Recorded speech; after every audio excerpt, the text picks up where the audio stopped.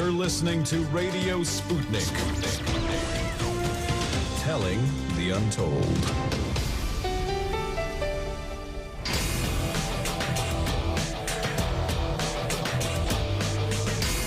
Fault lines.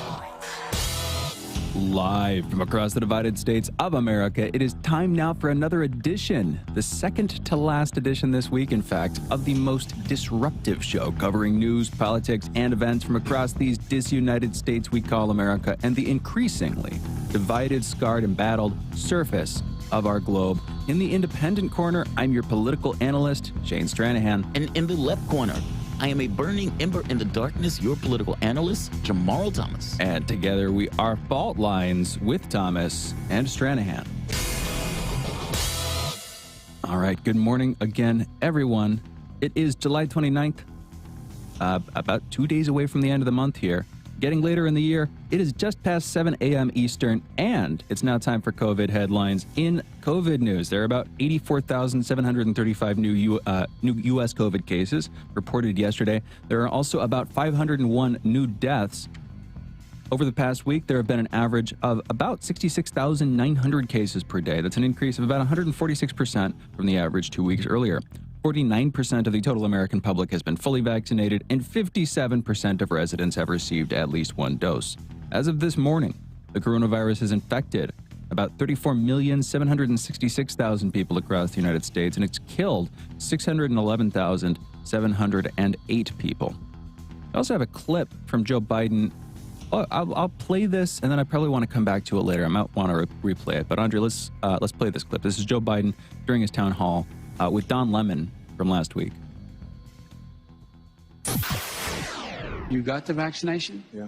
Are you okay? I mean, you seem, no, it works. Or or the mom and dad, or the neighbor, or when you go to church, or when you're, no, I really mean it. There are trusted interlocutors. Think of the people. If your kid wanted to find out whether or not there's a man on the moon or whatever, something, or, whether those aliens are here or not. What? Exactly. I mean, Jamarl, you pulled this. We'll come back and comment on this later. This might be like good background music because it's completely incomprehensible. You don't have to get distracted by actually like paying attention to whatever sentence he's saying. It's just a word following another word, followed by another word. In national news, last night, the Senate voted to begin work on a $1 trillion national infrastructure plan after weeks of refusal by the Republican Party. The 67 to 32 vote formally starts the consideration by the senators. A vote of at least 60 is required for the final passing of the bill. This gives Democrats a good starting point to get this passed, a sort of lead from the get-go, I suppose. And this, of course, is a much diminished infrastructure bill that focuses more on hard infrastructure. Republicans still dismissed this when it was sent to a somewhat early vote by Chuck Schumer. They have now, showing signs of forward progress. We'll see what actually happens with it. A new whistleblower report has come from the child migrant camps in the southern U.S. Fort Bliss, the not-so-aptly named Texas Army base, has a community of hangar-sized tents housing migrant teenagers packed with bunk beds a couple feet from each other. The reports detail the mental health of the residents as severely distraught. Kids with suicidal thoughts and tendencies were refused counseling, and many of the children felt like they were, quote-unquote, in prison, end quote, and begged, quote, please get me out of here, end quote. There's also a shortage of underwear, and dirty clothes and waste are accumulating rapidly. Is this in China? No, this is in the U.S. This is in the southern U.S. Oh, I missed the first. You missed the first part. I missed the first part. It's hard to tell sometimes. Accusations of genocide. Fort Bliss, again, the not-so-aptly named base. And that is absolutely true. Ironically named base. It is true. Austin wrote this headline, and good phrasing there. A new study has come out looking into the price of rent for recent and current college graduates and students. 35% said they cannot afford rent, and 19% are relying on their parents' help to keep a roof over their head. 44% said the overall market is to blame, and they might not be wrong. The pandemic sent real estate prices sky high, turning many prospective buyers into the rental market while their job and income security recovered. In international news, Politico is reporting that, quote, the Biden administration is pulling all American troops out of Afghanistan and formally transitioning to an advisory role in Iraq. But the U.S. military operation in Syria has seen no changes and officials expect hundreds of troops to remain in the country for the foreseeable future. A Hong Kong man has gone on trial for sedition, the first use of the colonial-era law in over 2 decades since Britain began to transfer Hong Kong back into Chinese control in 1997. The law was first introduced in 1938 for people who show hatred and contempt for the government of Hong Kong. A U.S. government review of the situation in Afghanistan says the government in Kabul faces an existential crisis as Western troops withdraw and the Taliban rises relentlessly in the country. Meanwhile, flash floods in eastern Afghanistan have killed at least 40 people. That's a province under Taliban control. They're reportedly negotiating to allow rescue workers into the area. The Dominican singer and songwriter Johnny Ventura has died at the age of 81. In addition to acting as one of the greatest artists in merengue music, Ventura also served as the mayor and vice mayor of the city of Santo Domingo. That's the capital of the Dominican Republic. In Olympic news, so far the medal leaders in order for the Olympics as a whole are the United States, China, Russian athletes, Japan, and Australia. However, Japan is back in the lead with the most gold medals. They're currently sitting on 15. Followed by China with 14 and the U.S. with 13.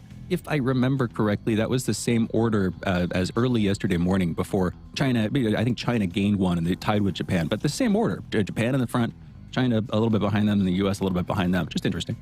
And with that, those are our headlines. You're listening to Fault Lines with Thomas and Stranahan. I'm going to assume that anybody who's listening to us now was with us about 5 minutes ago when we played the clip of Joe Biden saying nothing. You pulled that.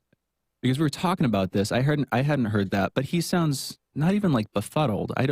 He is trying to communicate something and has no capacity to do it. Not at all. None. And it's aggravating for me, right? Because I am one of those people that have been very clear in my perspective of, the COVID thing. Do what you need to do to get rid of the issue. And part of that was the vaccines when it came around to okay, yeah, fair enough. We have this many people dying. We need to keep these numbers down. We need to hit this rate. Due diligence. The president of the United States is the person that's going to communicate that message. Meaning me saying it on the radio station is one thing. The president with the bully pulpit that is going to be able to talk to the American public and convince them, look, we got it wrong. Our perspective was that people would just get the vaccine. We thought we were going to hit the 70%. We thought we were hitting our numbers and everything else. We got it wrong. Whether it was messaging, whether it was the way we were going with communication, whether it's the thought that Fauci was going to be, whatever it was, we got it wrong. New day in America. We need this number to be here. And this is why we needed to be here. And I know you guys think this, and this, but this is not true because of this, and this. And take your time to do it. You had the town hall to do it. Don't tell me that you weren't prepped, that you weren't ready to get that message across. Don't tell me that you didn't see the numbers for COVID and the problematic aspect of that. You did see it. He just didn't have the ability to communicate it. And do you realize how aggravating that is? Because the moment when you need the president to be able to do it and get the numbers down, you can't. It's pitiful. It's not even because he lacks the scientific know-how. It's because his brain is degenerated that far from all appearances, right? Yeah. How else do you explain that? Stuttering is one thing. I've stuttered before. My brother has problems stuttering sometimes. That's a thing that people get, whatever. He's bringing in aliens. But he was bringing in aliens randomly. It's not just stuttering. It's stuttering, connecting words that don't connect in any obvious way. Yeah. And you can tell when he starts to bring up, your friends and family members or your church. You get where he's trying to go. It's he's trying to say, hey, you're okay, right? You got the vaccine. You're okay. Well, you got to tell your friends and family it's okay to take 2. You're okay, right? That's what he's trying to do. That's what he's trying to say. Right. And I'm like, I'm not prepared at all, and I can kind of say it. Yeah. Not great, but you get my point. I can say it. I think he's trying to go there. I think he's trying to go there. Yeah. And in order to, this is the thing, man. In order to make sense of what he's saying, and I would argue that this applies to what the administration has done with COVID as a whole, you are forced to read between the lines. You're forced. They don't give you their comprehensive plan. Yeah. And he doesn't give you a comprehensive slate of reasons or responses to your concerns on the vaccine. He doesn't talk to you like that. Right. He's stuttering. The words he's saying don't connect. And you're left with this impression that he has no idea what he's actually talking about or trying to tell you, or at least that he's so disconnected that it's like, if this were a doctor, you would kindly sign yourself out and leave the building as soon as effing possible. Am I correct? Yes. And that's just it, right? And it's worse than that. He's not a doctor. So I don't have the expectation that he's going to sit there and give him this kind of medical thing. What I do expect him to do is be a communicator, which is your job. Yes. Your job. Like, It's a base level of communication. It's like a cop, right? A cop has to have a base level of physical fitness to be able to chase a suspect, maybe a block or two, at least a block or two.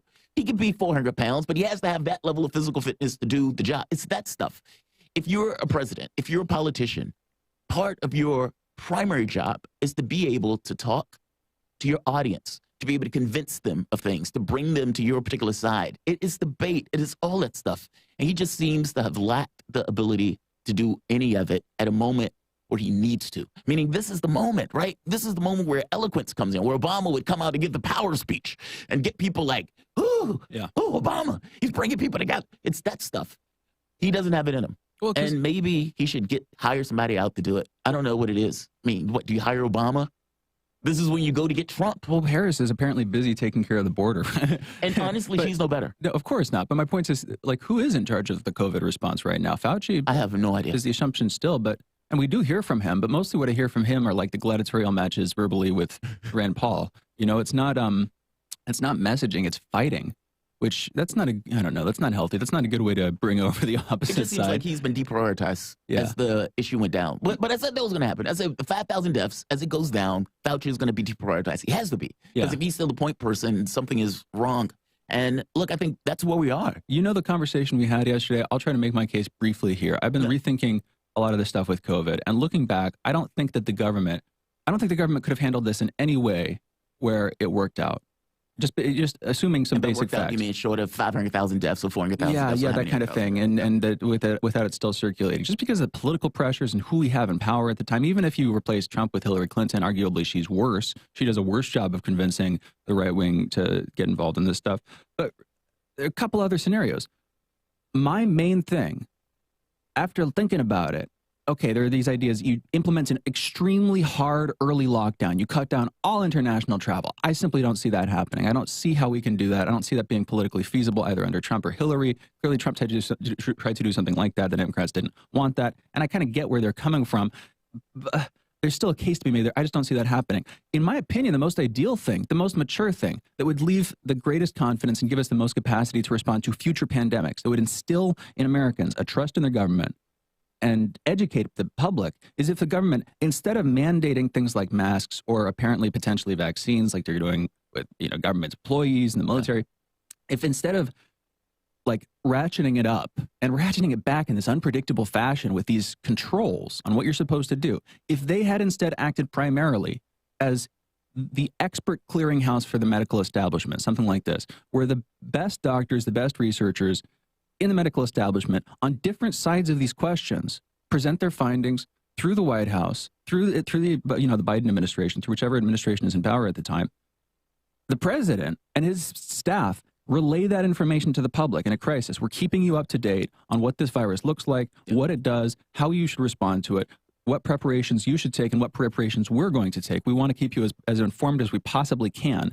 Fielding questions from the public, relaying them to the medical establishment, treating them like effing adults instead of like children that you constantly have to lie to and make up nightmares, monsters under the bed and confuse them in these misleading ways because frankly you don't respect them, which is how the government has treated people. If we had taken the first tact, I'm not saying we wouldn't have had a lot of people die, but I think we would be at a much better place in the crisis right now.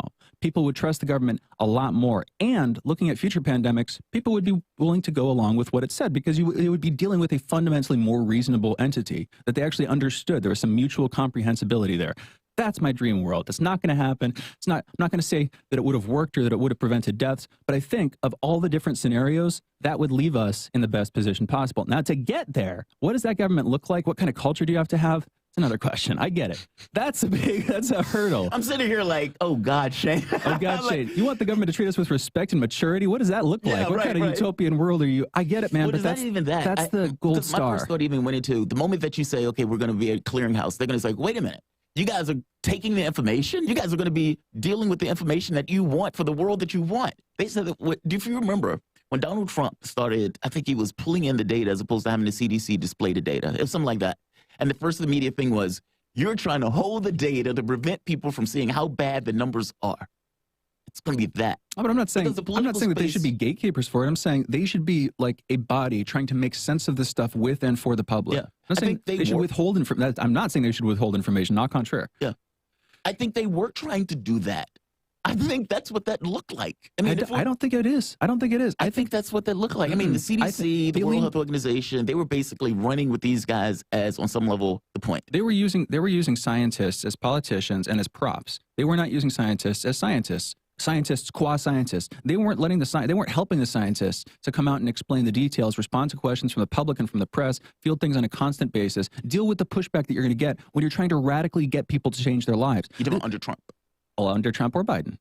Yeah. So I look, like I said, I think that's what they were trying to do. I mean, that's what I think Fauci's role was. I think that's what the other people's role was. I get what you want. You want this kind of technocratic, disinvited. No. That's what it sounds like. I mean, because ultimately you're always going to be more in a political space. We're closer to technocracy in the current setup than that one. It's just a dysfunctional technocracy. No, this with became mandated lockdowns and mandated masks like and all you just that said, stuff. This became overtly political. Exactly. You said that. Of course. I mean, you can't have it both ways. I guess I'm not making it both ways. I guess I'm saying this.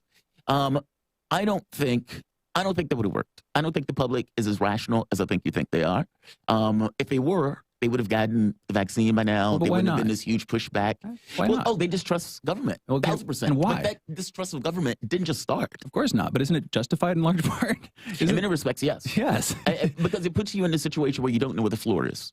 And the moment that you look back in time and say, okay, they lied about the Iraq War, they lied about the OPCW, they lied about, you can go down the list. And it's like when you see that, even the daily lies that they would do, like when they were going against Trump or something like that, or the daily, like, it's stuff that they do that leaves you with doubt and not being able to know, okay, what's true of this, especially if you're already positioned to disbelieve whatever, meaning I don't like what they're telling me, so now I don't want to disbelieve it. And so now, because the government has lied in the past, now I can use that lie to justify my disbelief of X. Yeah, they do that. I guess the thing is, on some level, that is a choice that is a motivated choice. I think the government did try to come out and explain it. Yeah, they but after burning so much trust, it's like you burned all the bridges and then suddenly you want to march back to the sea and you blame the territories that you're marching over for slowing you down. Well, you're the one who burned the bridges. You're the one who slowed yourself down. You did this all to fight an imagined enemy, and now you're cutting your own legs off. Well, that's what I'm saying. This started before this. I mean, it's not just cutting your legs off on an imagined enemy. I mean, it's one thing if it started immediately when COVID started. The distrust in the government went back prior. Of course. And so, look, I think you were always going to get a horrible result. It's like the best outcome is out of reach in pretty much every case. And like I said, you could run this if you had the ability, like God's ability to run this scenario 10,000 times. And it's like, all right, how many of these times, if you could tweak the numbers, what's the best you get? You might get 500,000 deaths as the best. What's freaking me out, like why I got into this thought process, and it might not sound like I radically changed my perspective, but it's like the lockdowns have not worked. This whole vaccination program, as it's being rolled out, has not worked. We have new variants that are popping up. I know that's just because people weren't. I mean, there wasn't attended to. That's all predictable in the landscape going into it. The government has to predict what people are going to want. Those are their plans they're having to make. It's controlling people basically and predicting people and manipulating people. All those things. They did a horrible job at that. Yeah, no, but that was. I mean, again, that's under Trump, who had priorities that were more economic, business, etc. I think Trump was unnaturally responsive to his base in a way that our Democratic establishment is not used to.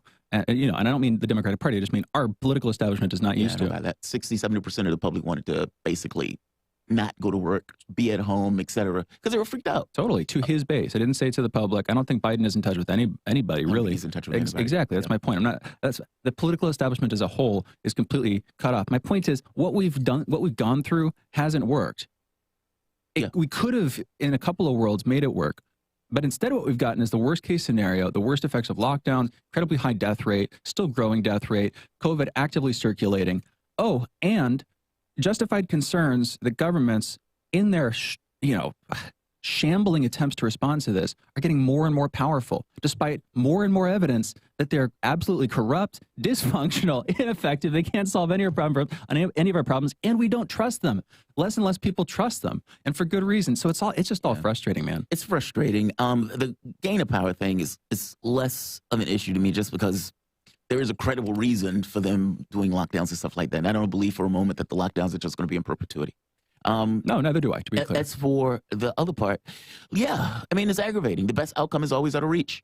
And I don't know of a sliding door. I mean, look, if Hillary would have been, I think she would have did better. I think just from a technocratic sense, I think she would have did better.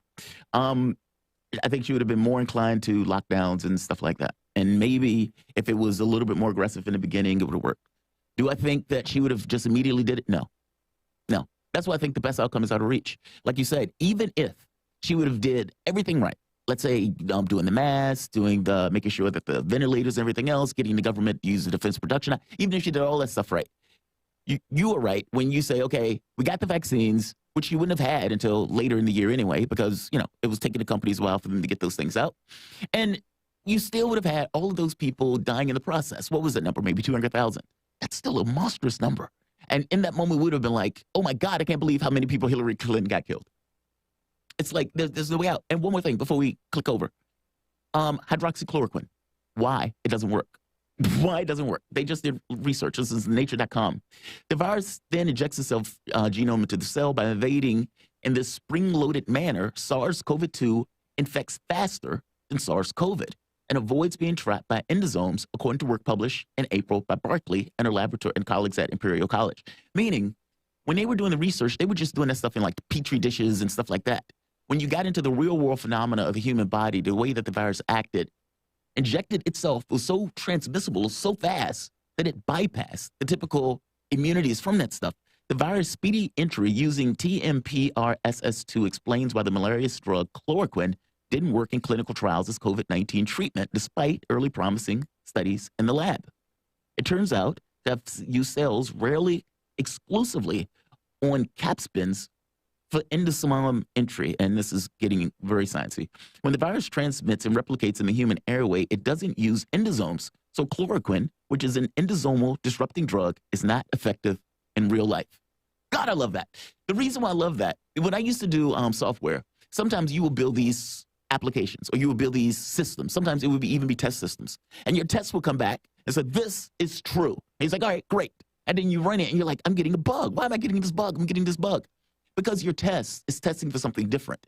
Even though it seems similar, even though you think those things are the same, when you dig into the details and the mechanics of either the order of operations or even the test itself, there's something in the test that is not indicative or is not specific to the thing that you're testing it for, despite the fact that it looks the same. Same thing here. This stuff worked in the lab, yes, because the lab wasn't using the injection way and the way it was entering the cells and all of that stuff. In real human practice, not so much. Very fascinating. I just thought this study was fascinating. This is in nature.com. Interesting. Yeah. I mean, people have been fighting over it for so long. I thought it was great to have the science to say why it didn't work. It's true. Yeah, and the hydroxychloroquine and chloroquine are actually pretty interesting because if you remember, there was a while there where those were the drugs to bring up, and those have fallen out of favor in the last couple of months. I haven't heard. It's become ivermectin, which I've been looking into, and there's pretty credible evidence. Studies that I've seen. There's one out of Argentina that showed like a pretty dramatic difference in the outcomes for people. It was nurses. It was like a 250 total population, 120 person control group, 120 person experimental group. Okay, 240 people, but you get my point. It's decent size groups, and it seemed to work. Now you just need context of the group. Yeah, the people who took it, they took it prophylactically, so they took it. This was earlier this year from January. Yeah. They took it before going into a hospital setting, and the ones who were on prophylactic ivermectin fared far better. Only 4 people got sick, and it was mild sickness. In the control group, like 20 people got sick. 6 of them were severe, et cetera. So my point is, it's a pretty big disparity. That's one trial, though. Want to see more studies? Yeah, and there's one more that's recently come out of Argentina, but it was using far lower, like far smaller doses of the drug that were like known to be below the efficacy, presumably useful threshold of it, and it didn't work. So that's in the opposite column, but we'll see. I never had any big issues one way or the other with people saying this worked or that worked, only to the point of saying, yeah, dude, it doesn't work in the way that you're doing it, and you guys are using this as a cudgel for something else. Yeah, that's what's kind of bugged me about it. Very weird and cultish. Yeah. So that's hence me explaining why more useful treatments is always a good thing. Always a good thing. Because if the vaccines end up having problems, you want to have other treatments. That's vitamin D, good health, not inherently Mectin, if that works. Not inherently competitive. Yeah, it's not a competitive thing. I got to know it with it because it came cultish. Yes, exactly. No, I'm going to down. You guys are listening to Fault Lines with Thomas and Stranahan. Back in a moment.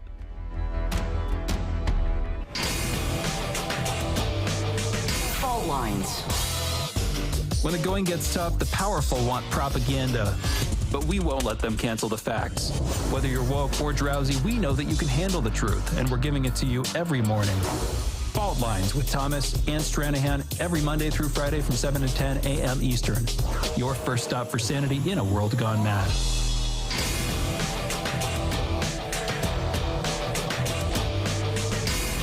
Fault Lines.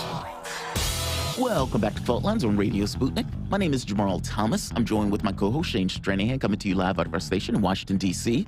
If you guys live in the area, you can catch us on radio at 105.5 FM and 1390 AM.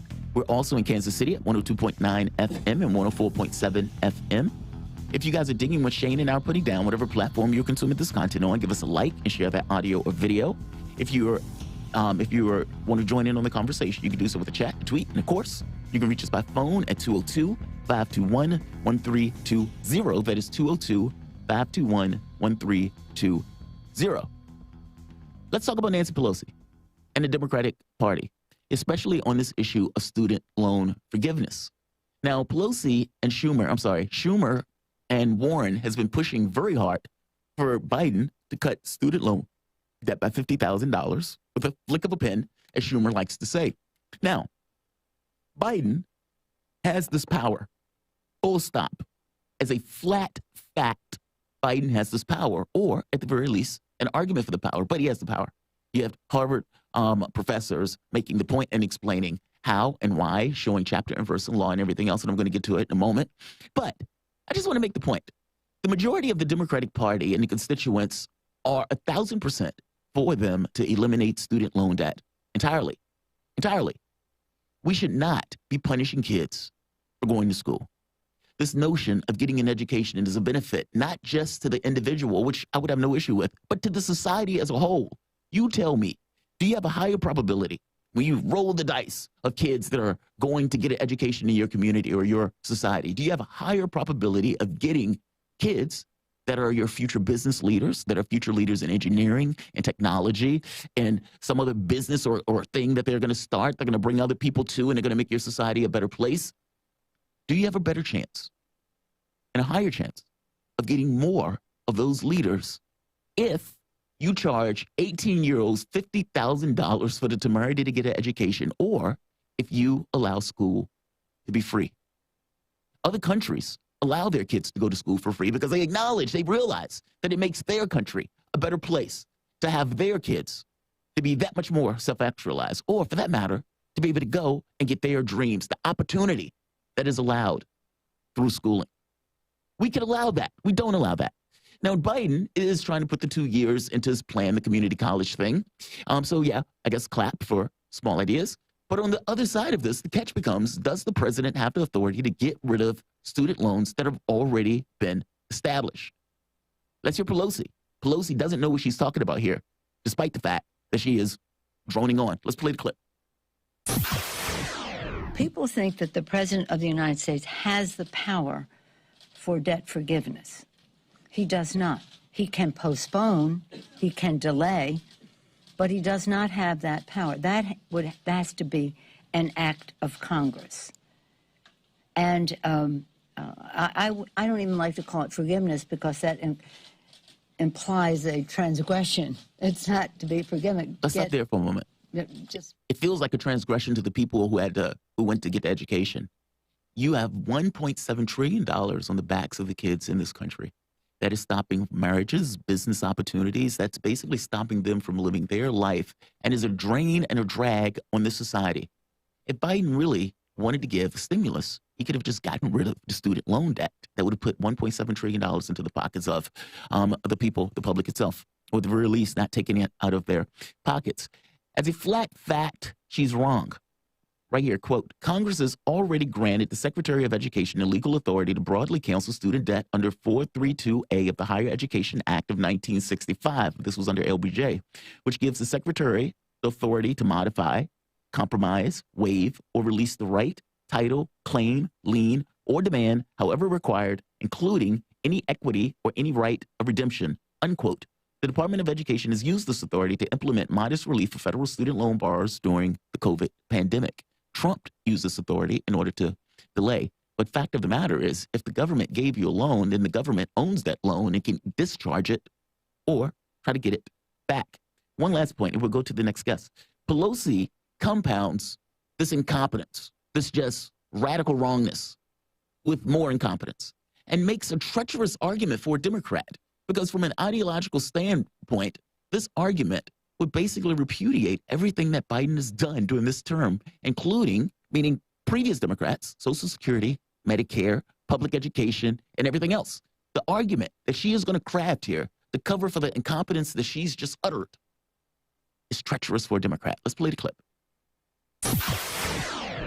That would be an attitude that people would have. But even take it on top of that, suppose your family was not, your child just decided they want to, at this time, not want to go to college, but you're paying taxes to forgive somebody else's obligations. You may not be happy about that. But you know what? We want all of our kids to reach their fulfillment. Stop right there. Think about what she said. Well, what if your kid didn't want to go to school this year and you're stuck paying for those kids? Well, I don't have kids, Nancy Pelosi, and I'm stuck paying for Rugrats to go to elementary school. I don't even like kids, and I got to pay taxes for those kids to go to elementary school. What about these wars? Maybe I don't want to pay for that. What about children in general? I don't have Nick or child, and yet $300 is going to all of these kids across the United States. I don't have any kids. And when I was a kid, I didn't get the $300 despite the fact that I was in these dire straits. Maybe I don't want these people to get the $300 because I didn't get the $300. Is that really the argument that you're going to use as a Democrat? Hey, maybe I am financially secure enough where I can pay for my kid to go to school, but I don't want to pay for schooling. How about that? Or maybe I'm financially secure enough where I can pay for my health care and I don't want my tax money to go towards Medicare and Social Security. Think about what you are saying here as you make this argument, and as you make this argument as a Democrat. As a Democrat, this is a level of treacherous incompetence that is being displayed here by Nancy Pelosi. $100 million Nancy Pelosi at that, as she looks dead-eye into the camera and just goes on with an argument that would be as thoroughly at home with a right-winger. Be careful, Pelosi. It is time for Pelosi to resign. How is she going to represent a constituency in a caucus that 1,000% wants her to do this, that she is basically saying, the president doesn't have the power to do? What do you think, Shane? I mean, you know she's going to survive it. She's smart, of course she's politically savvy, and yeah, unless a lack of health or some sudden political scandal takes her out of the running. One last point. Biden, during the time that he was in Congress, was infinitely responsible for ensuring that people couldn't discharge those debts. Did you know that? Like during Biden's time when he was in Congress, one of the things that he was going with is the bankruptcy bill, meaning this notion that you can't discharge your student loans. Now, this is soft corruption, as it's called, because apparently his son was working in the banking industry or something like that. There was this kind of weird connection between Biden and Congress pushing for this particular thing and his son outside of Congress in an industry that benefits from the thing that Biden is pushing. So quick question here. Is the idea that we reimburse the universities and colleges that would be on the losing end of this proposition? No, I don't think the universities, I think their thing is, what their argument is, look, we are putting massive amounts of debt on kids' backs. No, I hear you, but I'm saying... Oh, you mean how do they pay for it? How do they reimburse? Yeah, they're just saying reimburse the universities. So, I don't think they're talking about the universities. Is the government going to pay that? So is the government, are we just supposed to print $1.2 trillion and give it to the universities that created this problem? No, is that what we're doing? The universities basically have already been paid. What's being paid back is the government itself. When we're talking about the student loans and everything else, it's people taking loans out in order to pay the universities. So the university got their money. Oh, that's what you're saying. Yes. The government at that point has the capacity to say, okay, totally. give us the money back, I'm making a basic category error kind of a thing here. Yeah. No, that makes perfect sense. I don't know, man. That seems pretty screwed up in its own way, because if you're saying the universities shouldn't get this money, I'm like all on board for that. But if we're paying if the universities already have the money and it's the government or the creditors who you would assume are going to be backed by the government, that kind of thing, if there are these intermediaries that are on the line instead, then in some sense, the party that seems to be largely at fault here, arguably, the universities, if you don't want to indict either our society as a whole or like the individuals who took out the loans, it's going to be the university's fault, right? No. Whose fault is it then? No, I blame the government on this one. Why is the government's fault? Because I look at it as you've allowed an industry to take place that, from my standpoint, the government doesn't have this thing of maximization of profit. That's not his modus operandi. That's not how it works and functions. On some level, it is supposed to be this kind of arbiter for the public against that stuff. Neither are the universities. What do you mean? Universities aren't supposed to be just maximizing profit They're not engines. supposed to be. They're not corporations. They're not supposed to be. Well, yeah. So isn't that their fault? That's not supposed to be. Isn't it their No, I don't fault? blame them. Look, I don't blame a university Why or not? school for opening up. I mean, why should I blame the university for this? I guess I don't understand. I think that From they're. my I think that they're standpoint, morally culpable. I think it's disgusting. I guess my thing is how. I'm trying to understand why you're blaming universities for why are something. you going to else. blame the government in this case? My point is Because the government's responsibility was to ensure that people didn't have to pay $1.7 trillion. Well, no, because then if I see the government as the savior of all and the sinner in every case where it fails, the government is not my God. I don't want to make a contract with this corrupt, dysfunctional institution. Stuff is. Well, I know, but I'm trying to make a point. I don't want to make a contract with this corrupt, dysfunctional institution. I'm talking about universities, not necessarily the government, although that could apply too. But I don't want to go to high school 2.0 where the price to enter the middle class is $100,000 or $200,000, which is what universities have become. Yes. And the government might preside over that system, and our culture might accept it. But who am I going to look at? I'm going to look at the universities. I don't care for them. I don't like them. I don't think they do good things for our society. And that's my point.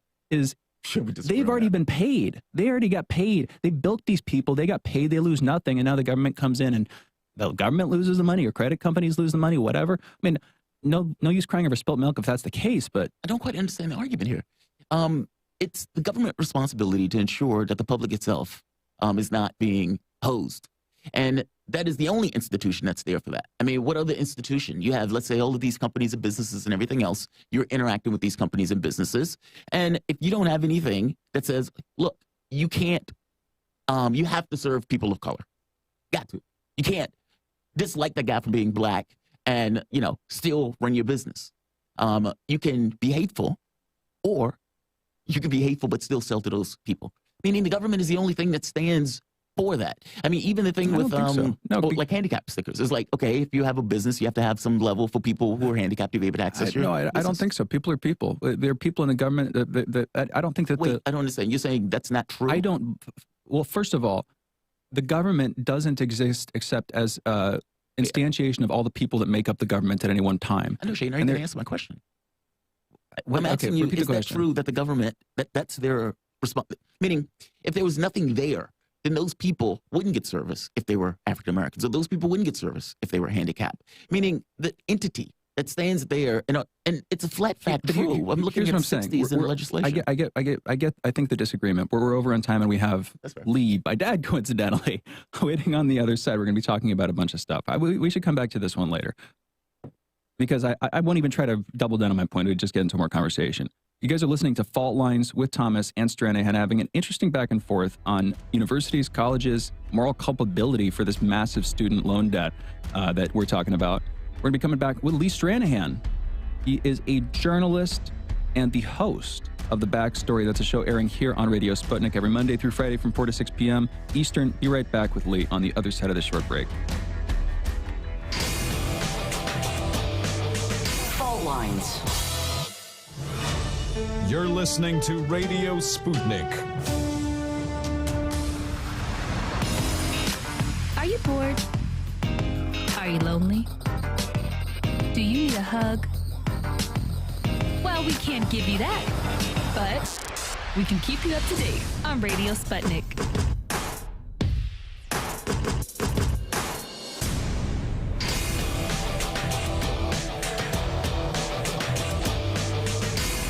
Fault Lines.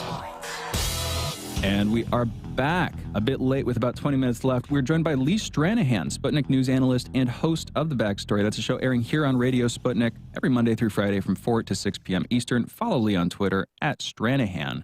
Check him out on YouTube at populous.tv. Lee/Dad, thank you for joining us this morning. How are you doing? I'm doing great, and I think I've learned not to ask Jamarl to babysit. I think that's what I learned.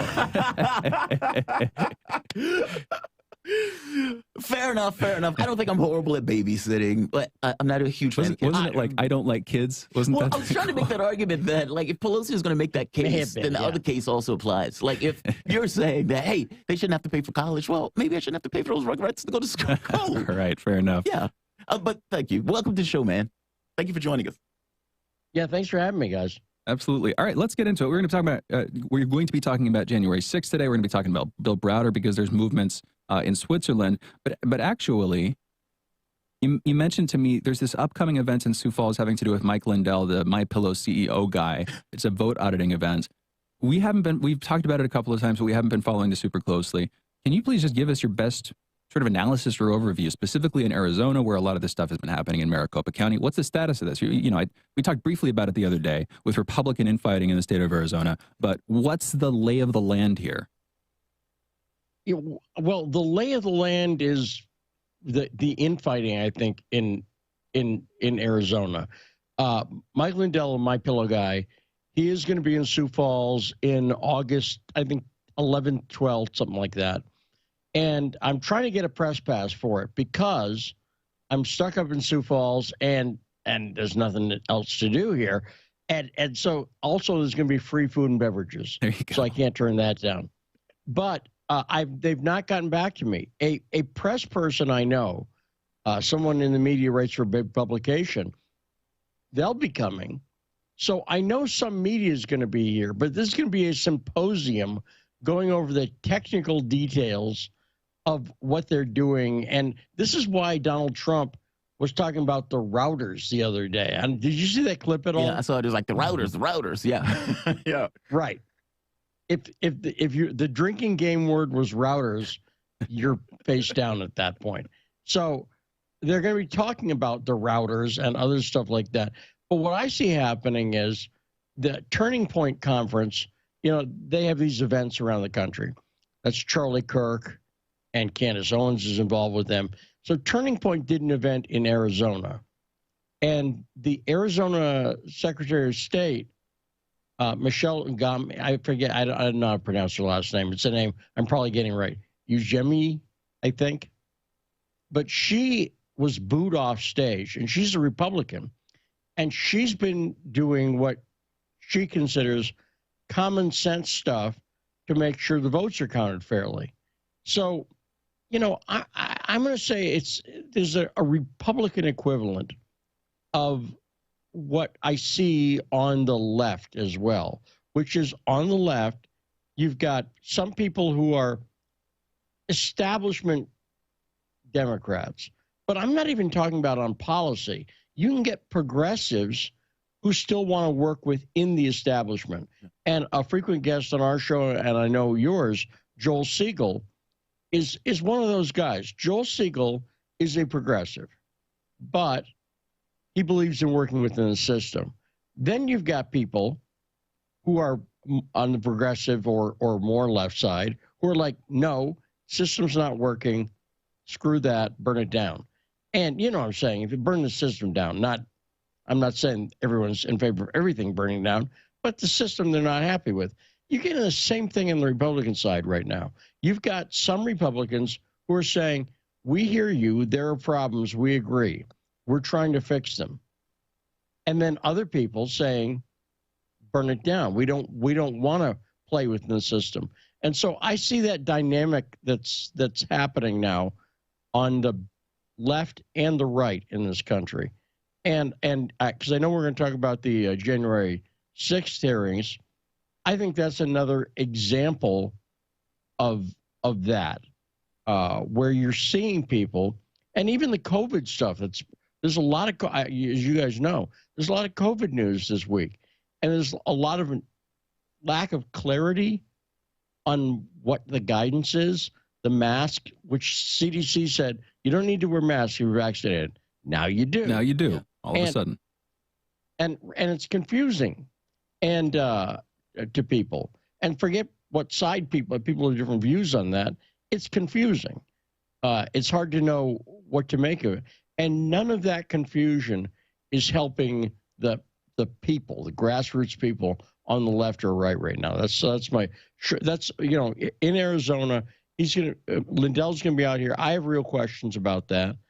I don't quite see, and he's made a lot of weird statements, such as he says Donald Trump will be in office. I think he said two things. One, that Donald Trump will be out of office in August after this symposium, and two, that Joe Biden will be out of office. But I don't think he realizes the way it goes is if Joe Biden's out of office, that would mean Kamala Harris is in office.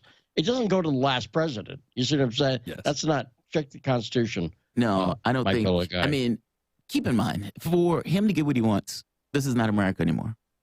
And so I don't think he's looking at this in the sense of, okay, Kamala Harris is going to be in power. I think he's looking at it in the sense of Donald Trump is somehow going to regain power. I don't think he believes that stuff. Or do you think he believes that stuff? I mean, how there do you think he is? I guess that's the question. And what questions did you have for him? I'm curious.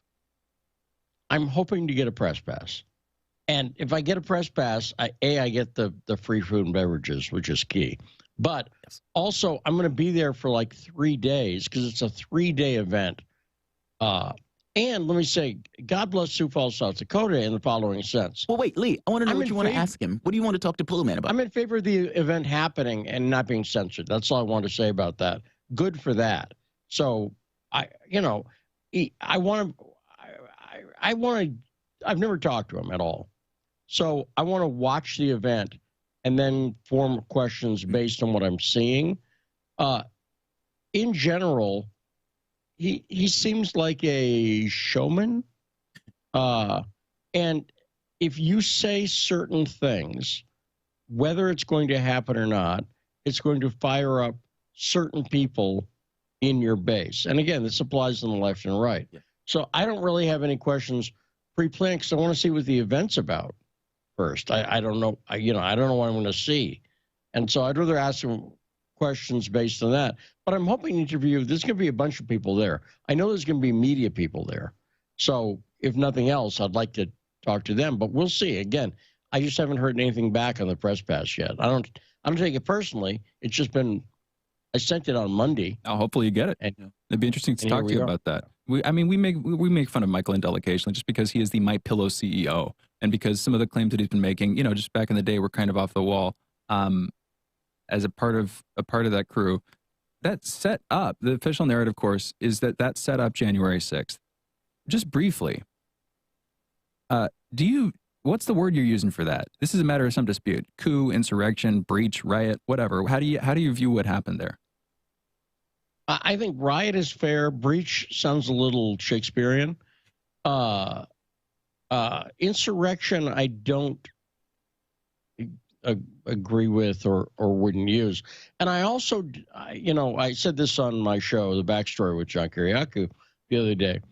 The Democrats clearly want to make January 6th like December 7th, Pearl Harbor Day, or 9/11.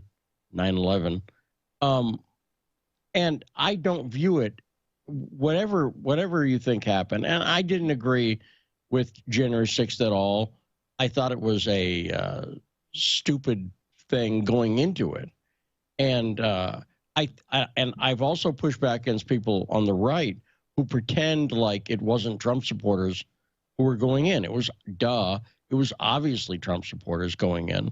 But I don't like the term insurrection, and I think the whole thing's being overblown.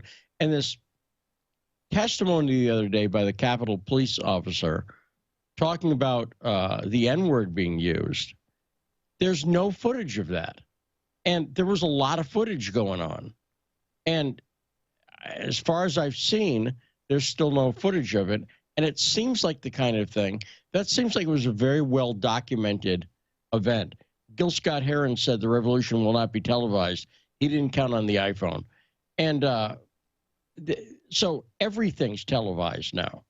And January 6th was one of the most documented things in American political history, really. Everybody had their camera. And I didn't hear any racial slurs being thrown around. And I think if there were, it's all we would have heard. I think it would have been front page New York Times and everywhere else if that had happened. Lee, and so, come on. I mean, okay, fair enough. Fair enough.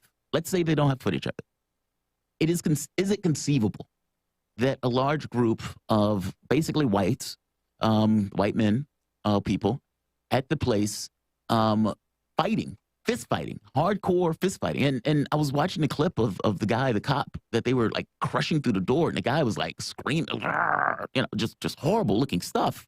It doesn't shock me that they may use expletives and bad words when they're talking about African American detectives and they're in these kind of fights and brawls.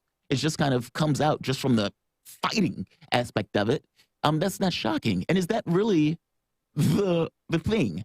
Meaning, is that the thing that does it for you? Is that the thing of focus as opposed to the violence? It would make I understand. It would make the case for white supremacy, which is the phrase that's what they're trying to regularly do, used, including I believe Mark Milley, the general who just a couple of weeks ago was like a liberal bastion of defense against Trump because he was apparently worried in the lead up to this all stuff. Whatever. According to himself, he was worried about this, worried about a Trump coup. Anyway, he and associated members of the military class, I believe, have used that term to refer to the events of January 6th, and this would give a lot of support to that, right? I guess I'm thinking, but is it inconceivable that something like that would take place? I mean, is there not that one racist in the crowd? It was, again, you need proof. Where's the evidence of it? There's plenty of video, and we've not seen a clip where that happened yet. And would it be conceivable if the Capitol was stormed by a bunch of hip-hop artists that the word was used? Absolutely, 100%.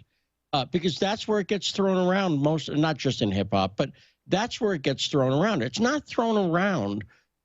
This is reality. That is not thrown around by white people. Oh, it's thrown around by I would imagine it may be thrown around if the people are trying to raid the Capitol. The men are basically white, and you have a segment of the Trump base that is racist. I guess I don't understand. Okay, if this is a lie, this would be a magnificent one, right? And it would be big. Why do I have to buy into the idea that a segment of the Trump base is racist? What I know is I've seen black people go up to white people trying to eat outdoors and assail them over and over and over again, very explicitly for being white. And they've said things like "whites to the back." That this comes up in rallies. So I don't even really buy into the look. It is unfortunate. Oh, I'm sorry. Please finish. No, I'm just saying that I don't buy into the premise that I'm not saying no, and especially when we're talking about racism, and there's a distinction between individual and systemic racism. Right. So leave that aside. Is it possible some people there were racist? I guess. I don't know. But there's no proof of it. And for a Capitol police officer to play Jussie Smollett and to go up and make the claim. Oh, that's so wrong. I mean, that's so wrong. I mean, you're saying he's playing Jussie Smollett, but whatever that because I feel you, Smollett, whatever is that the French, right? The bone of contention here. It's the pronunciation. No, it's not the pronunciation. My bone of contention is that guy was fake. He was faking. And he was trying to basically use white supremacy within the context of the faking. These big white guys with Trump hats. They had Trump hats out 3 in the morning, freezing. It's just nonsense, right? But this is different. They were there. They were fighting with cops. There were several cops that were being put in the hospital. We do have the videos. Even if you didn't hear, let's say, the N-word over the screaming and the cursing and everything else, we do know that stuff was taking place as opposed to Smollett. However we pronounce it. But we don't know the specific racism and why therefore is that consistently thrown around? Because what I also remember, not only Bob was there on the morning of, but I remember we spoke with a few people who were also there, either not literally inside the Capitol building, but in the crowd hanging out. Mm-hmm. Remember, I think all on the left, or at least the convo couch. I remember talking to the convo couch. I remember talking to Teddy Fekrate. Now, they're going to have their perspectives, but what they were saying was, sure, mostly white crowd, but they didn't sense any they didn't sense any white supremacy. Yeah. They saw people of color in the crowd. They saw, that's the thing. And yet it has become a large part of the narrative. In fact, it's like one of the most demonizing parts of the narrative against the right. The racism stuff? Yes, the racism and the claims that this is a specifically white supremacist rally. That is a whole other rally is strong. I mean, it was a Trump rally, and Trump's base is primarily white. I don't know why that's controversial. It just kind of is. It's the majority of Republicans. America is primarily white. Right. It's like 70-something%. But if you're looking at oh, go ahead, Shane. Go ahead, Lee. I'm just saying, look in the numbers. It's like 70%. You name the number. I know, it's like 70%. But when we're talking about the voting, there's clear preponderance or clear majority of whites that are voting for Republicans as opposed to Trump. Trump also brought them over. For Trump. But he expanded his numbers. With minority voters. That's exactly the point. For this election. Right? With this election, exactly. In other words, you'd think he would be going in the opposite direction. Not that he's more white supremacist than any other Republican, which is how this has pretty much consistently been painted. I get the argument. Now, whether he heard it or not, you know, it's factual and therefore it's relevant. I could see him having heard it, but it is a little bit weird that somebody calling him the N-word. I can totally conceivably hear him Capitol saying cop that. didn't just say he heard one person say it. He said, I believe the number he used was 20. I know. I guess what I'm saying, Lee, what is there for you to disbelieve him just because your thing is I didn't see a video of it. People are yelling at a guy pretty publicly. That would be audible, and there is a lot of video footage, and that would come out. I can now see the full context of the argument. Look, I get the full context of the argument in the beginning. I'm saying that just because you didn't see a video doesn't necessarily mean the guy's lying. Okay, but it seems pretty improbable, though, doesn't it? No, it doesn't. I mean, I don't know where these guys were.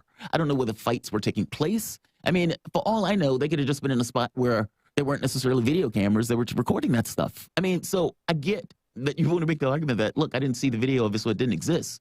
But I would have to say that the guy's lying. And I have to be honest, I don't buy this argument that there weren't racists in the crowd. I don't buy that at all, especially the people who were raiding the Capitol. I don't think we said that, though. Well, it sounded like he was making the case that, oh, well, maybe, I mean, you know, I don't know about the races in the Trump group and all this other stuff. Well, I'm making the point that is it conceivable that a crowd of mainly whites that are raiding a Capitol violently, they're fighting cops, they're putting cops in the hospital. Is it conceivable that these guys, when they're encountering black cops, that they will use racial epithets? Yes. That's not shocking to me. I don't even know why that's a shocking thing to say. Now, you can say you haven't seen a video of it. Because Fair the enough. claim gets made over and over again, and it's a lot more conceivable. Because they said it. Well, how do we know they said it? What do you mean? They just testified to it. Let's leave Jussie out of it for a second. Let's talk about that guy, Bubba, who was the race car guy who found the noose in his thing. Right. I could go over incident after incident after incident on campuses and other places. Wait. Do you think he was lying? Yeah, absolutely. So you don't think he just got it mistaken? You think he was absolutely lying for effect? Well, I'll put it like this: if you think if it's mistaken, you don't go as public as he did. Well, why not? With it? Why not? If you think somebody's on the news and your thing, that's a big deal. You may think that's a big threat. You might look into it privately. And why do you think that, Lee? By privately, I mean with NASCAR, let's say. That's what I mean. I'm saying, why do you think that? Why do you think that? That's how you would deal with What's it. That? That's how you would deal with it. How many cases I don't know. Do we have to go over where lies about this are told? Where people say, oh, they paid Tawana. We talked about Tawana Brawley a little bit. And John Kiriakou, by the way. Just so I'm clear, are you saying that these cases don't exist? Don't bring up Tawana with John Kiriakou. Are you saying that a violent attack of the Capitol, that predominantly white men that are engaging black cops, that the cops are lying? I mean, that's what I'm stuck with. I'm saying that cop sure seems to be lying. Right. Yes, You're absolutely. basically saying that the cop is lying. And why is the cop lying? The cop is lying because he's what? A Democrat? That particular Capitol police officer who's got a history of political comments on social media, and his views are very clear from his views. And yes, so without any evidence of anything, you're accusing the guy of lying. Well, no, there is evidence. What's the evidence that he's lying? No, there's plenty of evidence. That he's lying? And there weren't just, yes. What? Because there's no evidence he's telling the truth. 20 people's a lot of people. That's not We know evidence. his politics. I mean, meaning you're basically saying we don't have any videotape, so that's evidence that he's lying. I'm saying that's not evidence that he's lying. I'm saying the opposite. We have lots of videotape, and none of the videotape shows what he's saying happened. It's not that we don't have any videotape. Do you have videotape of him? There's a ton of video. What's that? Do you have videotape of him? Yeah, I have videotape of him lying in front of Congress. No. I'm asking you something else. You're saying that you didn't have any videotape of people calling him names and everything else. I'm asking, do you have videotape of him of that day? Meaning, if you have videotape of him of that day, at the very least, you could see where he was and whether or not this was taking place. I've seen footage, and it seems to be him in this group of cops where one of the cops is getting the door slammed on him. And I guess part of my point is that not enough? That's bad. That shouldn't have happened. Well, that's what I was kind of asking you in the beginning. The focus on the racial stuff. I get why you're focusing on it, but I guess if you get it, Well, because it seems valid to me. It seems like that's a big part of this, especially in the context of last year. And if you're going to make this racialized too, which is a big part of the narrative, I know, but pushing I don't know back if that's on happening. That's the kind of point that I'm making here. But we've talked about it. I could show you quotes. I could show you quotes from public officials and politicians over the past months, and we can get into it. This is a very specific allegation that this guy's lying, and I'm saying I don't see anything to prove it. All right. Well, I feel the audience understood what happened there. We got to go into a break. We'll be back in a minute with headlines and the last 2 hours of this morning's show. You're listening to Fault Lines with Thomas and Stranahan. We'll be right back.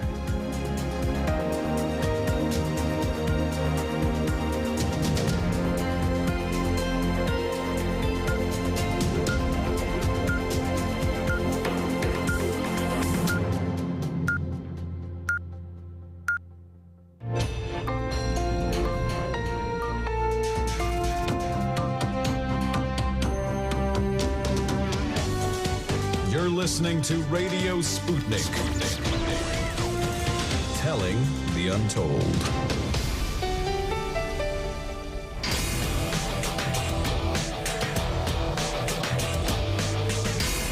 Fault lines. Live from the divided states of America, precipitously perched at the edge of this resilient, exploited, scarred, broken cosmos. Welcome to your context lens for the American perspective. In the left corner, I'm your ever-vigilant, your indefatigable political analyst, Jamarl Thomas. In the independent corner, I am your political analyst, Shane Stranahan. That means you are listening to Fault Lines with Thomas and Stranahan.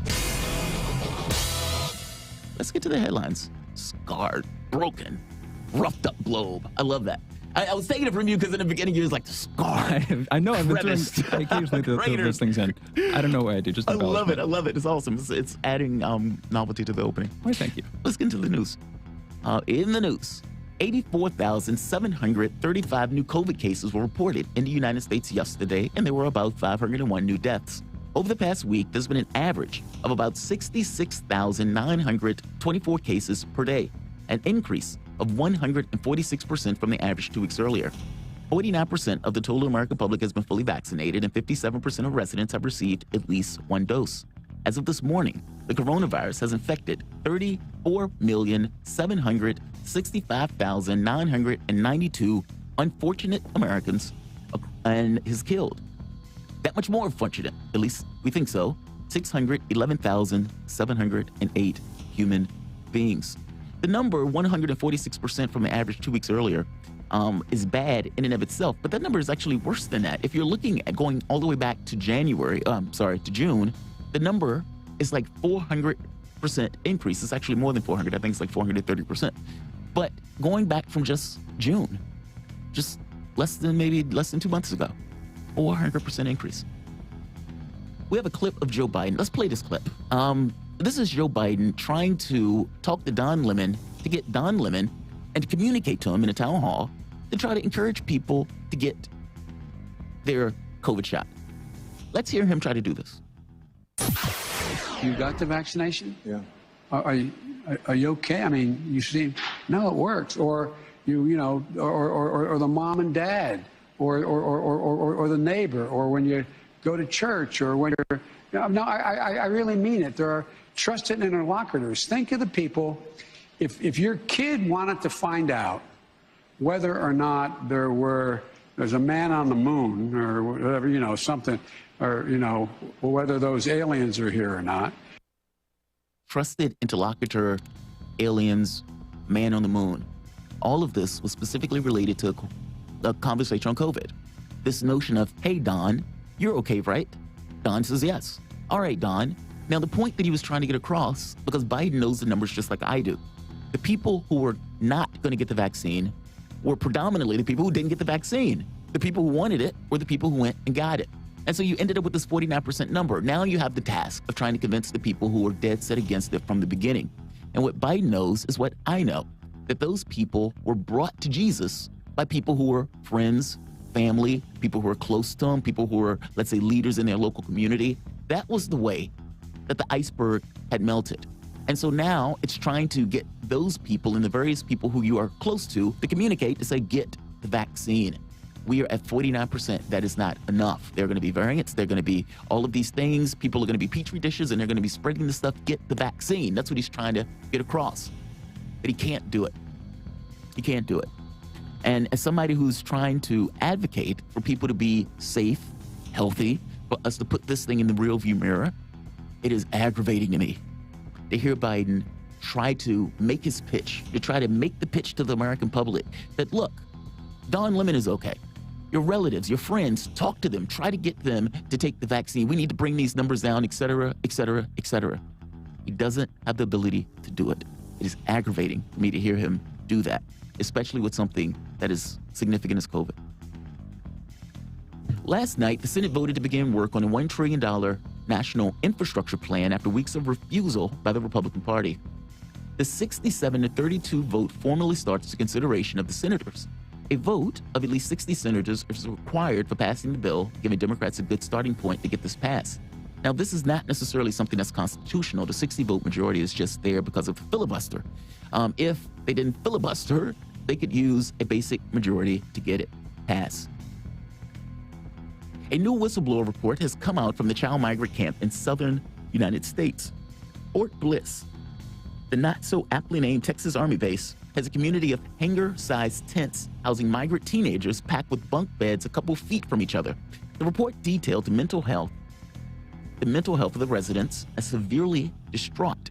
Kids with suicidal thoughts and tendencies were refused counseling, and many of the children felt like, quote, they were in prison, unquote, and begged, quote, please get me out of here, unquote. There's also a shortage of underwear, dirty clothes, and waste accumulating rapidly. A new study has come out looking into the price of rent for recent college graduates and students. 35% say they cannot afford rent, and 19% are relying on their parents' help to get a roof over their heads. 44% said the overall market is to blame, and they may not be wrong. The pandemic set real estate prices sky high, or I should say sent real estate prices sky high, turning many prospective buyers into the rental market where their job and income security recovered. Politico is reporting that the Biden administration is pulling all American troops out of Afghanistan, formally transitioning to an advisory role in Iraq.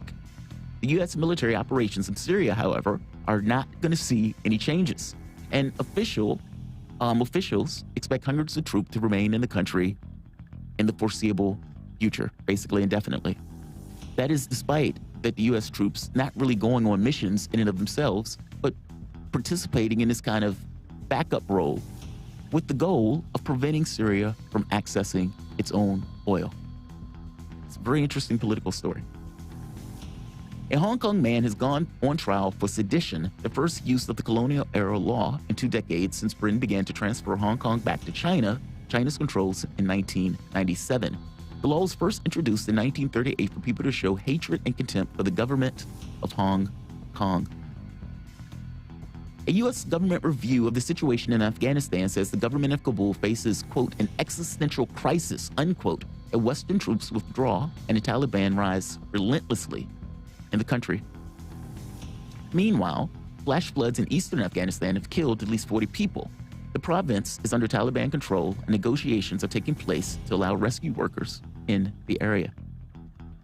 The Dominican singer and songwriter Johnny Ventura has died at the age of 81. In addition to acting as one of the greatest artists in menreggae music, Ventura also served as mayor and vice mayor of the city of Santo Domingo and the capital of Dominican Republic. So far, the medal leaders in order are the United States, China, Russia, athletes, Japan, and Australia. However, Japan has the most gold medals with 15, followed by China with 14 and 13. Oddly worded. Meteorologists are warning of a second-round heat wave hitting the Pacific coast of the United States on Monday. Temperatures are projected to jump around 15 degrees, similar to a month ago. This is expected to worsen the already raging fires in California, Nevada, and Oregon. Those are your headlines. You're listening to Fault Lines. Thomas and Stranahan. So this is the story from Politico. Aaron Matei put this one out. And it says, in reality, no American troops have accompanied local forces on combat patrols for over a year in either Iraq or Syria, one defense official said. Since 2014, the aim has been to build capacity for the local forces in both countries to fight ISIS independently. Okay, great. But if you go further into the article, It makes the point that the presence of troops that prevent the Russian-backed Syrian government from accessing oil fields and agricultural resources in northern Syria, basically to starve them of energy and materials and food. It's astonishing. Very astonishing. What are your thoughts? We've been talking about it for months. I mean, that's what we do. That is war, after all. Yeah. Can you take this 1 second? Oh, yeah, for sure. Yeah, no, that is 100% what we do. That is the kind of war we engage in. I'm going to come back to actually the last story that Jamarl was reading for a second. He has stepped out. It has to do with the rising temperatures and the fires. California, Nevada, Oregon, crazy high fire rates. I mean, we were talking about this. Last year, I was in the middle of these things. Just briefly, I think a lot of people get this wrong. Specifically on the West Coast, but you can apply this to many other fire zones. This has to do with poor management. It's not just drought. That's a contributor for sure. But my uncle, fireman, growing up, we'd go on camping trips. And every time we'd go camping, there's a spot we'd go to, Mammoth Pools. We'd go up there, and consistently, every year we went, you saw more and more trees getting eaten away by this pine beetle that is endemic to the region. Oh, it's actually, it's an invasive species. It's sort of spinning out of control. It's just chomping up these forests, making them susceptible to fire. And combination of that invasive species, runaway growth, and poor, basically lack of management of the forests, failing to do selective burns, failing to do things that would prevent you from getting these massive fires. You have this as a result, where you have basically continuous stretches of tinder that can go up in smoke at any time. And sadly, the camping spot that we'd been going to for years, that I mentioned a minute ago, actually got burned down just last year, days after we visited it, because of the results of this stuff. So this is something that you would know if you're into nature and you live in those regions. But if you're living on the East Coast, you're probably not going to be as familiar with it. And as a real big contributor to this deeper level of problem, it's that lets this stuff happen. It's not just drought. It's not just heat. It's when you have so much, ammunition for fire. You have so much tinder. You have so much kindling just sitting there, getting hot, getting dry, ready to burn up at any second. But the heat certainly makes it worse, of course. And actually, Andre, a quick question. Can we go back? I know that we have the Biden clip that Jamarl played a minute ago. Can we please pull up the Schiff and the Kinzinger clips from yesterday? I want to get to those in a little bit. We were having this conversation about Simone Biles yesterday. She has withdrawn not just from the all-around competition, but I see this morning, Austin, please correct me if I'm wrong, she's also withdrawn from more. She's withdrawing progressively from more of the individual competitions. Again, very well-known, the best gymnast of all time, some people are saying, was withdrawn on mental health grounds. Interesting conversation we had about that yesterday. On that point, who is actually more mentally delicate, Simone Biles, or let's start with Schiff, Adam Schiff?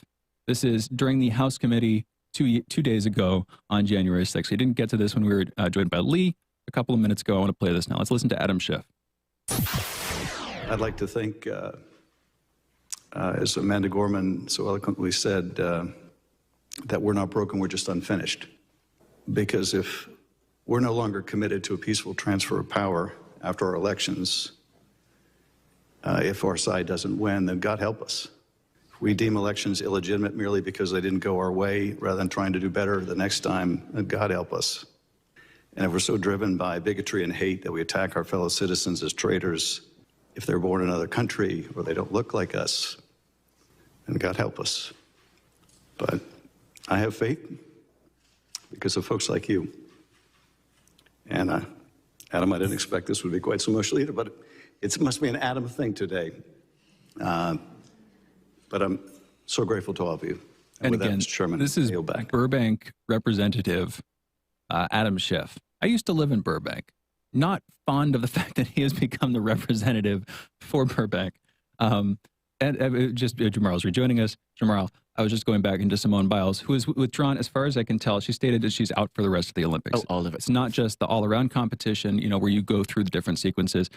She had dropped out of that, and then potentially she was going to go into the individual competitions. She's done. She's just apparently dropping out of the whole thing. And I still don't know exactly why. I don't think she has notified the world of exactly what's causing this, but obviously pressure would be a contributor. Anyway, I was talking about her for a second and then started to go back into the Schiff clip, following up with the January 6th conversation. Yeah. Arguably more mentally delicate Adam Schiff and Simone Biles. That's where we're coming from there. The crying thing is funny to me. I mean, Because I suspect that he practiced that speech in his mirror over and over and over again, just to deliver it just right. I'm just so broken up in this moment. It must be an Adam thing. Yeah, it's like, yeah, it's an Adam thing, all right. This is an Adam showboating thing. Look, the cops are different, but the political actors, man, they are so aggravating to me because I don't believe for a moment that he's sitting there just crying out of, it just hurts me so much that this is taking place. I don't buy that. The Simone Biles thing is very interesting to me. I have a certain perspective of it just because I played in competition all my life, like going from like 12 years old. Chess, yeah. And so it's like there's a pressure about it. Every time you go into a competition, for me, that pressure was just a challenge. Like for me, it was just exciting. It was like these nerves that are just there and this kind of explodes on a game. There are days where you feel on it, where anything that you just throw a piece, it just lands on the right square. It's like you see everything. It's like, I see that, buddy, 10 moves, you know. And the other days, you just not, everything that you do fails. Now, it's one thing to do that in chess where you just, your ego's bruised, you leave, you're just feeling bad and miserable and everything else. It's another thing to do to that in gymnastics where you are doing somersaults in the air and can land on your head in real terms, right? And so I can't blame her if she's like, look, man, I don't feel right. I don't feel right. You know, what do we expect her to do? Go through with the routine and potentially injure herself on something like that. By the same token, there's also this aspect that, what did you expect? This is indeed competition. And competition has a mental component to it, like nobody's business. It's the reason why when we play chess, we talk trash to each other. It's like, oh, you're going to lose this game. I went back to Richmond, I think it was last week, and it was like, oh, you're going to lose this game, buddy. This game, you might as well resign. You might as well resign. By the way, I won all of those games or drew all of those games. It's a confidence thing. And I'm sitting there, I'm like, are they right? And I started like doubting myself for a moment. It's like, no, these guys are just full of it. With you. And I realized this is what was taking place even when I was like 12, 13, playing in the barbershop with these grown men who's like, oh, boo, call it a day, man. This game is over. They're screwing with your confidence for the perspective of trying to win the game. It's a confidence issue with sports. It's endemic to it. And so it's like, did they have psychologists on staff? What was her mental? I really would like her to explain why and what happened. Can I riff on this for a second? Go for it. On chess specifically. We need to go into a break, and so this isn't going to be long. Yeah. We're going to be coming back, by the way. Speaking about crime in Chicago, what's causing it, what police are doing there, problems, potential solutions, should be a very good conversation. Oh, yeah. That's going to be great. But you were talking about chess competition. I was reading this very interesting thread on chess the other day. The person was looking at, for certain late game chess moves, the best moves to make are completely solved. So I think it's 7 pieces. Oh, yeah. If there's only 7 pieces on the board, the game state is all figured out. Yeah, the computer can look and say, okay, this move is the best move. Exactly. Right? This is 100% the best move. This is the one that will get you the mate, that kind of thing. And then they're working on that. You know, when there are 8 pieces left, they're trying to move that up. And there's this interesting quote where I'm going to read here, former championship chess player Tim Crabb explained, quote, playing over these moves, and the moves I'm talking about are computer-generated moves, just the algorithmically best, optimal moves to make, not ones that people would think of. And sometimes these are hundreds of moves long. You only have a couple pieces on the board, but you're just slowly moving piece by piece by piece by piece in these like little convolutions that dance. Read this. Playing over these moves is an eerie experience. They're not human. A grandmaster does not understand them any better than someone who has learned chess yesterday. The knights jump, the kings orbit, the sun goes down, and every move is the truth. It's like being revealed the meaning of life, but it's in Estonian. Well, that's the beauty of chess. Quote. It's like sometimes we get into these arguments, and I hate these arguments as compared to chess, because chess is like, I either win or lose. Very clear. Yeah. But it's oriented to a point, if that makes sense. Like the goal is you trying to get the king. All right, so the computer knows the objective. Gets it, right? The priority is set. Now, the catch is, though, that just because the computer makes a move doesn't necessarily mean it's a God-honest truth, right? The computer was programmed, and it was programmed with a certain point of view. And when human beings play computers, they play entirely different. It's a wild experience to watch. And you beat computers not by playing like a computer. You beat a computer by playing like a person. And what that means is sometimes you will make a move or in positions where the position is unclear. Like where it's like, all right, this is this kind of weird strategic game. This is not tactical where I'm trying to sack this. Computers go awry. Oh, man, they go awry. And this part of the thread is talking about players who play extremely unpredictably. Yeah. It's like walking this line of the unpredictable or really the illegible. Yeah. You can't, some of these moves, some of this late game stuff I'm talking about, it gets so like intricate and weird and long and drawn out. It doesn't make sense. Because we ignore stuff when we play. Like we look at stuff and say, okay, A2 doesn't We totally don't even think of the move. And in an interesting way, what they're saying is some of the best players out there are not quote unquote optimal players. They're players who are so wild. They push their opponents into chaos. They do things that their opponents can't expect. They might be sacrificing pieces technically, but it's always to give themselves a sort of chaos advantage where they're a little bit more in control of this weird situation that they've created. And that is the weird thing is that's technically not optimal. So it's in the opposite direction. But they're also kind of riding this similar line that you get with these AI generated moves where you don't know where it's going to go. You can't tell exactly what's even happening. It's this weird, like, internal logical dance thing.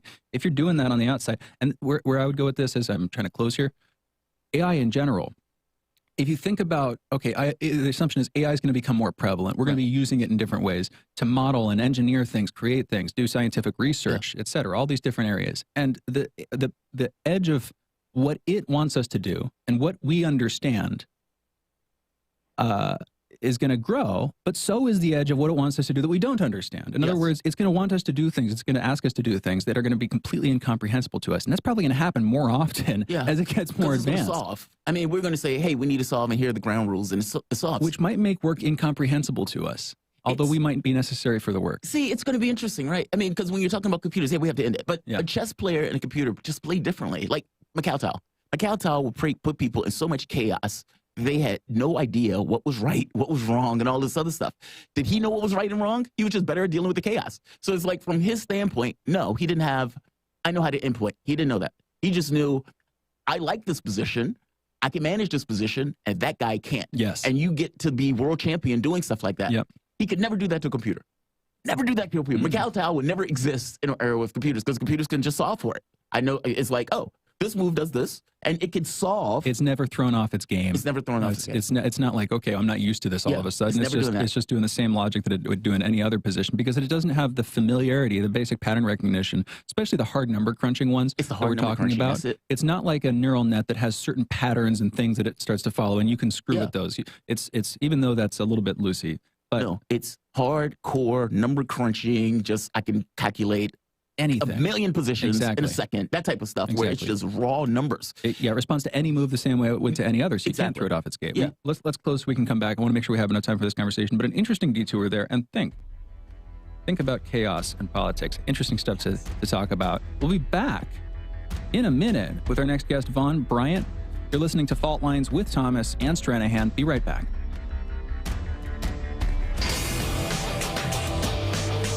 Fault Lines.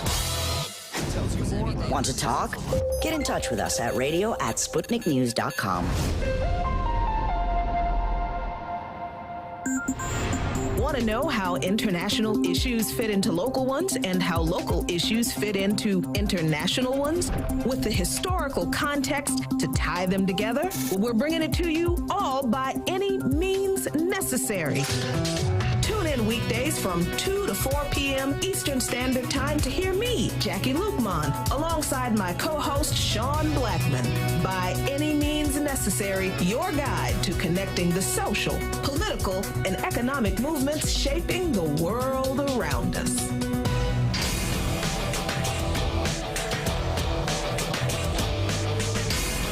Fault Lines. Welcome back to Fault Lines on Radio Sputnik.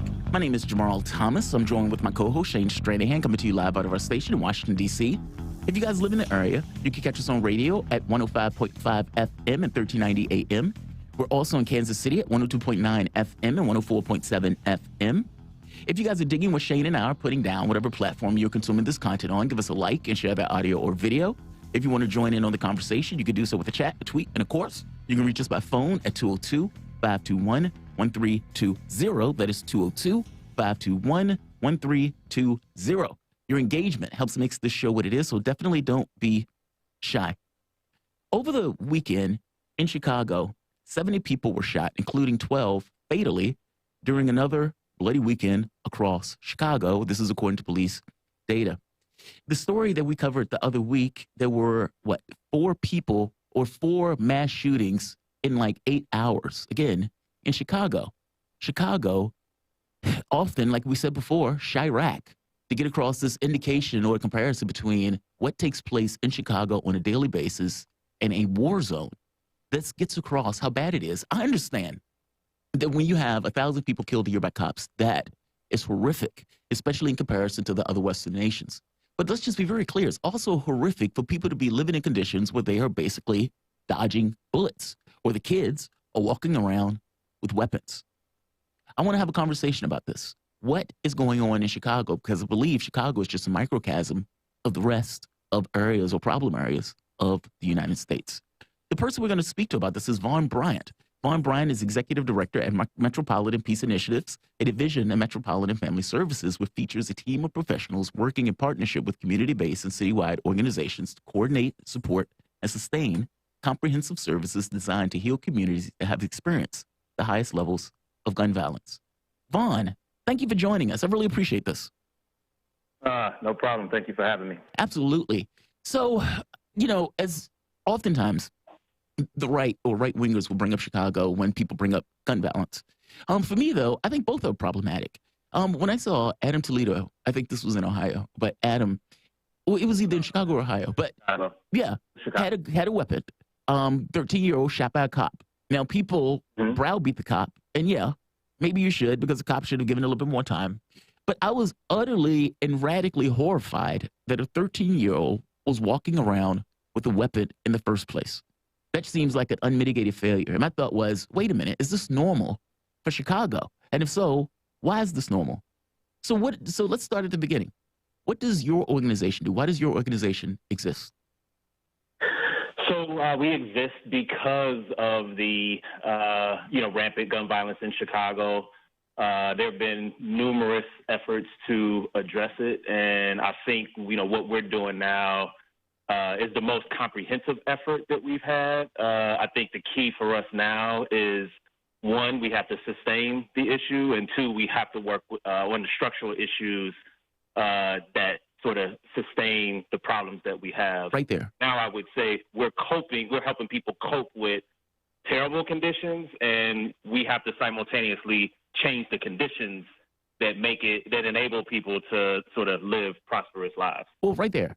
What are the conditions that are basically, whether systemic or otherwise, that are driving the gun violence in Chicago or violence in general in Chicago? Yes. So I don't think you can separate today's conditions from our history. So, forgive me, but I have to say that, if you... No, please, go wherever you need to start on it. Yeah. Go there. Yeah. So our history of slavery, convict leasing, Jim Crow, housing discrimination, mass incarceration, all of those things lead us to today. And in Chicago in particular, housing discrimination has created the most segregated major city in the country. So when you have that, then you have communities that, are desolate in terms of, being able to have people who are employed, have people with the type of median income that's going to attract business, have communities that have commerce. All of those things are necessary for prosperous communities. And so when you have segregation and when you have employment discrimination, all of those things make it very difficult to build wealth. And so if you're cut out of all of the major wealth-generating mechanisms in the country, then you're always trying to make it, and you're always kind of treading uphill, which creates a level of anxiety. And when you have that, and then you have access to illegal guns, then you have, the conditions that you have in Chicago. Well, so when you said the conditions in Chicago, explain just for the audience or make the connection. What do the conditions have to do with, let's say, the violence themselves? Meaning, what is the connection between the conditions that the people are living in versus the violence that we're seeing?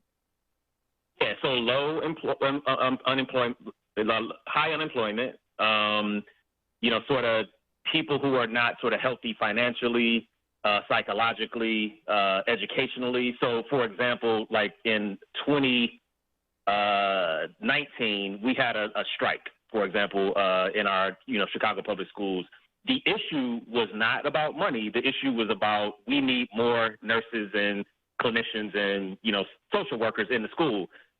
The issue is that we don't have enough people, that we don't have the human resources to fill the positions in a large school district like Chicago Public Schools. So where are those people? Those are the people that are in these communities that lack the education and training, partly because, they've grown up in an environment that's infested with gun violence, based on the history that I laid out in the beginning. So looking at this stuff, and Vaughn, thank you for joining us. Where do you begin? Because you're talking in your introduction when describing your organization, you said that you were both trying to help people cope with the situation as it stands and to try to sort of enable something different and, you know, make that transition happen. I guess I'll start with the coping, actually. I was thinking of starting with the solutions, but if you're trying to help people get through it, what does that look like? What kind of responsibilities do you decide to take on there? What does your role look like in that situation?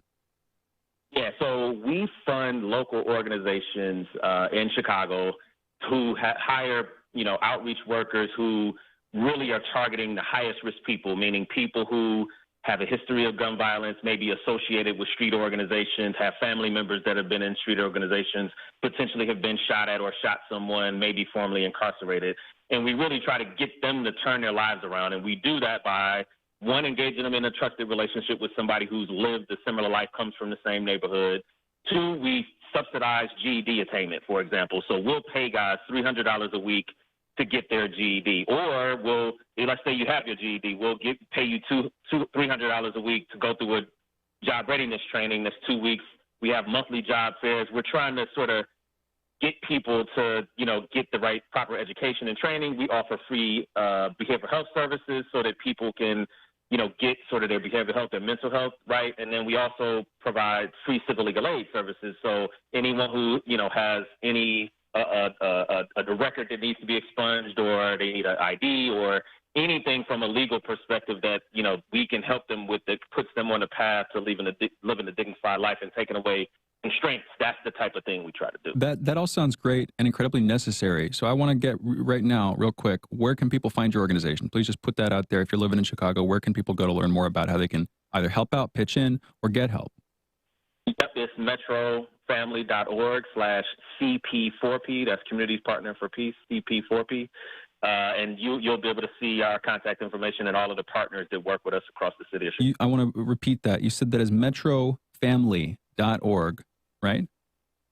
/TP4P. TP4P. Wonderful. Metrofamily.org/TP4P for everybody looking into it. CP. There we go. I just got thank you very much. CP4P. Metrofamily.org/CP4P. With that slight formality out of the way, and I'll be reminding people throughout this appearance where they can find that. How do you onboard people? Like, how do you normally? I'm just curious. I'm trying to think, how does this work? If somebody's looking to create one of these, maybe in their own community, or if they just want to understand from the outside what a genuine mission to try to help people out looks like. Who are you dealing with? How do you bring them in? Is it word of mouth? How does this stuff work, Vaughn? Yeah, so we have organizations that are local, so meaning they're physically housed in the community that they serve, and they hire people who come from that community and sort of are familiar with the street organizations in Chicago. Like, Chicago is, you know, full of street organizations, you know, historically, and you kind of, in order to, when you go through the interview process, you know, we might ask you, you know, okay, well, if you start today, like, where are you going to go? Who are you going to sort of seek out, you know, as people that you would want to influence in a positive direction? And so, you know, you have to kind of understand the community. It would be not unlike, you know, me coming to you to say, hey, I need, you know, an accountant. Can you go to your school and figure it out? Like, you would go, you know, to your school, and whoever you've talked to because you went to that school, you may know people there because you have a history there. So it's similar to that, like going where you have you're a credible messenger, you have a license to operate and be in that community because people know you and you know the people. That sounds very effective. Yeah. The foundation. Yeah. Yeah, it sounds like that would spread pretty quickly too, ideally. Jamarl, I saw you leaning in. Yeah, I mean, Chicago has multiple boroughs. Tell me if I'm wrong. Well, neighborhoods. Neighborhoods, okay. And within the context of those neighborhoods, you have the organization connected in basically in each of the neighborhoods. Not all of them, but in multiple of the neighborhoods that you're talking about or referring to. One question on this. You're making the point about poverty. I mean, it seems that your goal, or that the organization is saying, all right, if we can provide people with the things that they need, we can keep them from doing bad things or living in somewhat of an illegal economy. Is that the thought? Meaning the issue here seems to be poverty. You have a community that is in disrepute, you have schools that are in disrepute, and you have people with the lack of opportunities. And the job of your organization is basically to provide opportunity. So am I wrong in saying that the perspective of the company would be, if people had the things that they needed, that you wouldn't have this level of violence? Is that true? I mean, is that the thought process? Like if people had a decent job, if people had a decent education, if people had, let's say, the funding that they needed, that they could basically live decent lives that are not part of this illegal economy? Yeah, that's part of the mix. I wouldn't say that's the whole. I think that's part of the mix, yes. What's the other part? The other part you have to look at is the structural issue. So we live in a capitalistic society, which means markets matter and wealth distribution matters. And so, I was in a conversation yesterday about gentrification. So, part of the reason gentrification happens is because you have to look at who's able to make particular investments. And when you make those investments, will the people come and follow it to make it a good investment? And so you have to have the access to capital to build businesses and be able to create commerce. And so, yes, you can get a job. That's the baseline to be able to survive. But in order to thrive and have hope and have upward mobility, there are more pieces to the puzzle that have to be a part of it, because there's still a level of anxiety when you are just living day-to-day, check-to-check, that sort of thing. But we're trying to get people to that baseline level where, we also work on, like I said, the structural issues that allow for, equity in terms of access to capital so that people can actually build businesses and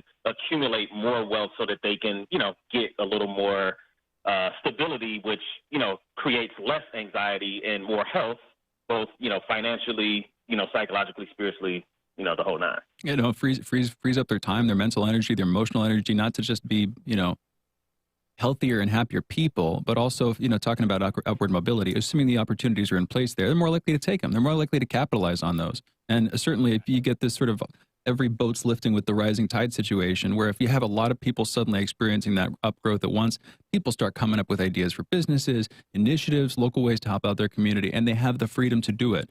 So there's a lot of value to that. 100%. How do you feel about Chicago's government, about the local city government? How do you feel about Mayor Lori Lightfoot? And not just right now, but looking back over recent decades, how do you feel about them? What have they done that, did work, didn't work? What do you like? What do you don't like? I'm guessing there's plenty to dislike about them, but I'm just trying to get a summary overview here. Go on. I don't really ever comment on politicians because, for me, I just don't love politicians in general. Yeah, but you need to work with them sometimes, probably. And they politicize things that don't necessarily need to be politicized. And for me, I'm a little bit of a purist about the work I do. I care about people. I care about the community, and I want to be able to do my job without fighting petty battles or fighting about, especially Black and brown people's humanity. Yeah. And Vaughn, since you are, this is a fascinating topic to me, and I've been chomping at the bit to have this conversation. So thank you. How does your job mechanically work? Because like you said, you are dealing with an environment that goes back centuries, meaning in regards to all of the stuff leading up to Jim Crow, redlining, cording off certain communities, certain jobs that people can have. And even when it was like, let's say, legally removed, you still had this kind of pressure going into it, or this kind of momentum that was going all the way up to like the 80s or the 90s or whatever. So mechanically, when you do your job, you're basically dealing with communities that are impoverished.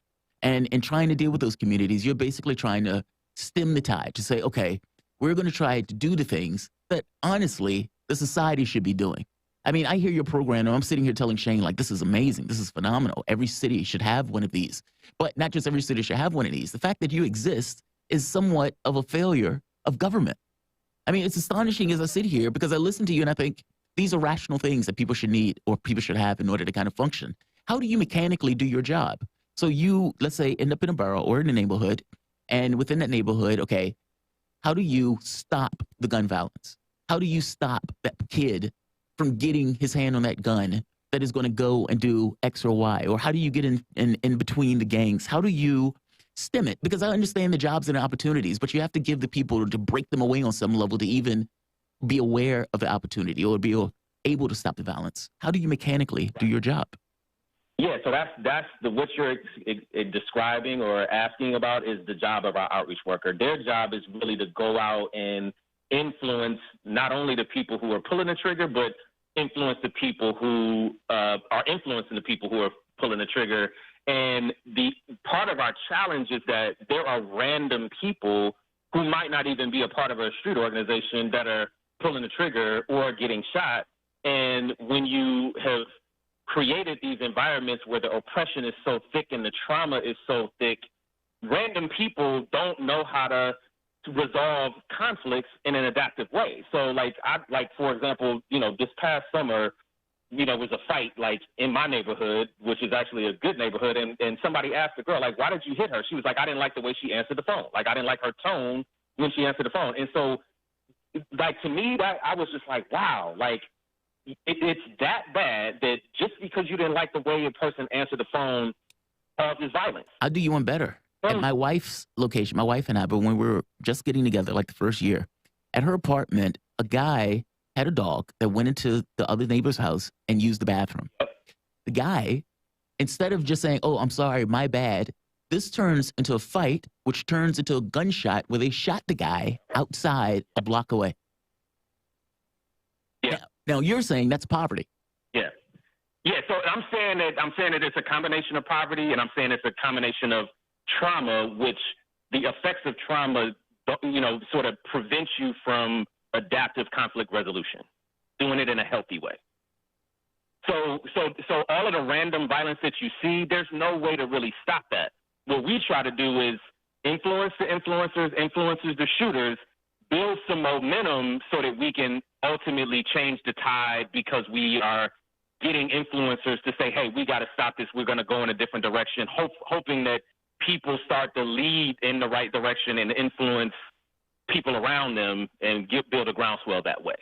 I mean, that sounds both optimistic and the kind of thing that I think that people should absolutely be doing. I mean, you're talking emotional, responding adaptively, conflict resolution. Those are just personally useful things. And especially, I get you, if you're trying to reduce the rate of crime in a community, the rate of violence, often it's not systematic. It's just people being overly reactive and not having experience like peacefully and productively resolving those kinds of things. And it's difficult for the best among us people to do that, but that's 100% worthy. It's easier for people who are healthier and who are prosperous and have hope and something to live for to get those skills and apply those skills, because that petty conflict is not worth what they have in front of them. Totally true. When you don't have anything to look forward to, then that conflict is your major focus for that day, because you don't see tomorrow. Totally. That makes perfect sense. I noticed that you were using the phrase street organizations. Were you were you talking, do you mean what most people mean by gangs when you use that phrase? And if so, why were you using that term? It stuck out to me. It's interesting. Because in the culture in Chicago, that's, people don't like to use the word gangs. I'm not from Chicago. I'm from Detroit.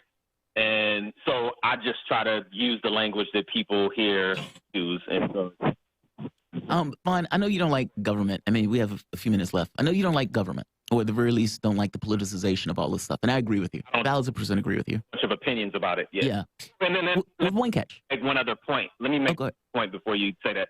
One of the things you talked about is it's a failure of government. But the other thing is, our markets often move by private industry and private investors. Part of that is when you have wealth concentrated in so few hands, that means that the markets move with the people who have the most money. I don't know what government's role necessarily is, without being overly intrusive, is in that part. That makes it tough for government. So while I think it's a failure, I think that there are some difficulty and challenges in, sort of picking winners and losers and getting, involved in sort of private industry. Well, I don't think government can force a company to go into a bad neighborhood if it's going to lose money. But I do think there's a role in making sure that the communities don't fall into such disrepute that a company wouldn't necessarily put their business there. I mean, I do think there's the role right there is that. I mean, the conversation that we're having and the things that you basically said, this kind of history of Chicago and everything else, that stuff was on some level governmental policy. I mean, like even the welfare stuff, like the welfare policy of the government, where it was incentivizing a separation because the mom was going to get less money if the father was in the home. Like these things are pushed on by policy. That's kind of the point that I'm trying to get at here. You are basically trying to tread water. And as exceptional as your organization sounds, it seems like the best that you could do is tread water, because the community itself doesn't seem like you will ever have the sufficient resources to get the community in a place where it's not in such disrepute that people aren't randomly killing one another. how would you change this? Meaning, if you had godlike powers where you can snap your fingers and say, okay, here's the procedural way from one step to the next to basically change how Chicago operates. Because I believe that that's probably going to be the gateway or the pathway for the other places in the United States. Yeah.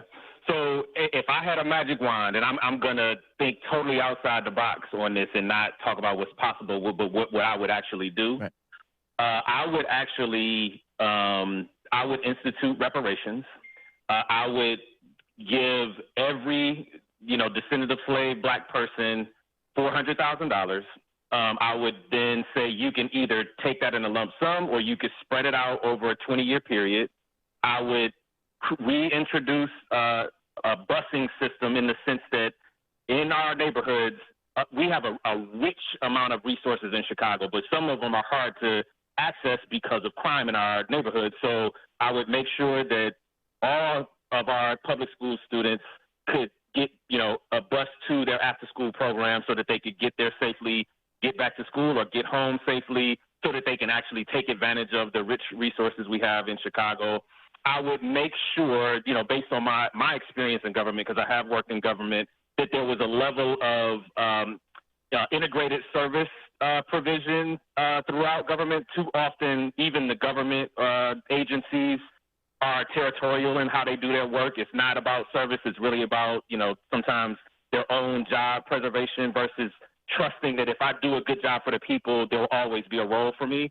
So those would be the type of things that I would do. And I would continue to do the work I'm doing, partly because even when people have some finances in their pocket, there's a level of healing that is still necessary so that people can actually be good stewards of the funds they have.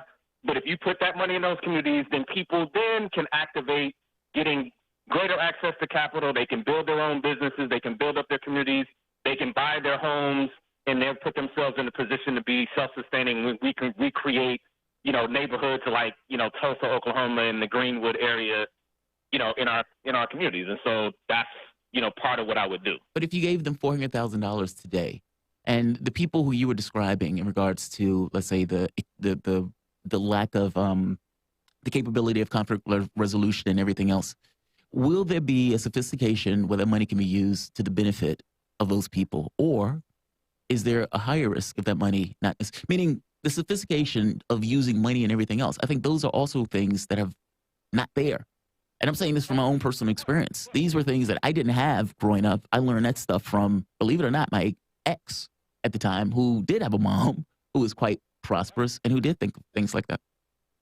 Right. And so I would argue I would rather teach people how to use money and deal with the ramifications of that versus trying to heal people without access to money. Oh, agreed. I would be picking my problem in a better way because nothing is going to be perfect. Some people are still going to be irresponsible, but I would still hedge my bet that I can, if I give them the money and I give them some financial education and still continue to give them the help to heal themselves, that they'll still be in a better position and we would get to where we want to get faster than doing it without it. 1,000%. And I don't think anybody would stay in a community where guns are blazing across their heads if they didn't have to. Meaning you would have a lot of those people who would move, a lot of those people that would start businesses, and the probability would, in like flat fact, be higher than what it is now just by definition. So, exactly. Vaughn, thank you, man. I really appreciate you coming on. I really appreciate this conversation. One last thing. How would you get rid of the violence? Or do you believe that the reparations in and of itself would be the thing that gets rid of the violence? Right. I think that when you have capital and you can use it for your own prosperity, then you're less likely to, engage in violence, because part of the violence not only is poverty related, it's the illegal economy related, and it's illegal gun related. And so I think that the money, especially that kind of lump sum, or whether you take it over 20 years, gives you something else to look towards for your possibilities and makes violence less attractive to you. The voice that you guys are listening to is Vaughn Bryant. He's Executive Director at Metropolitan Peace Initiatives, a division of Metropolitan Family Services, which features a team of professionals working in partnership with community-based and citywide organizations to coordinate, support, and sustain comprehensive services designed to heal communities that have experienced the highest levels of gun violence. You guys are listening to Fault Lines with Thomas and Stranahan. Back in a moment.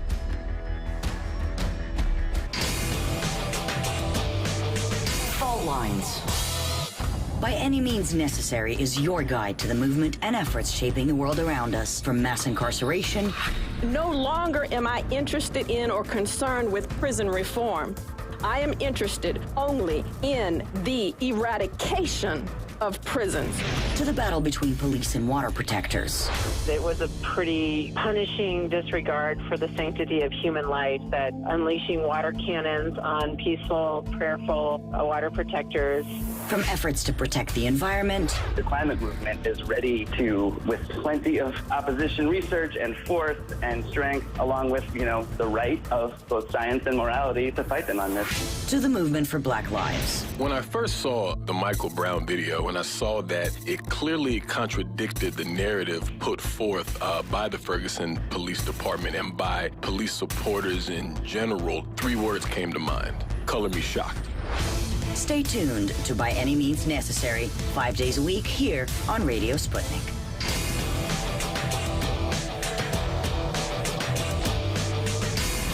Fault lines.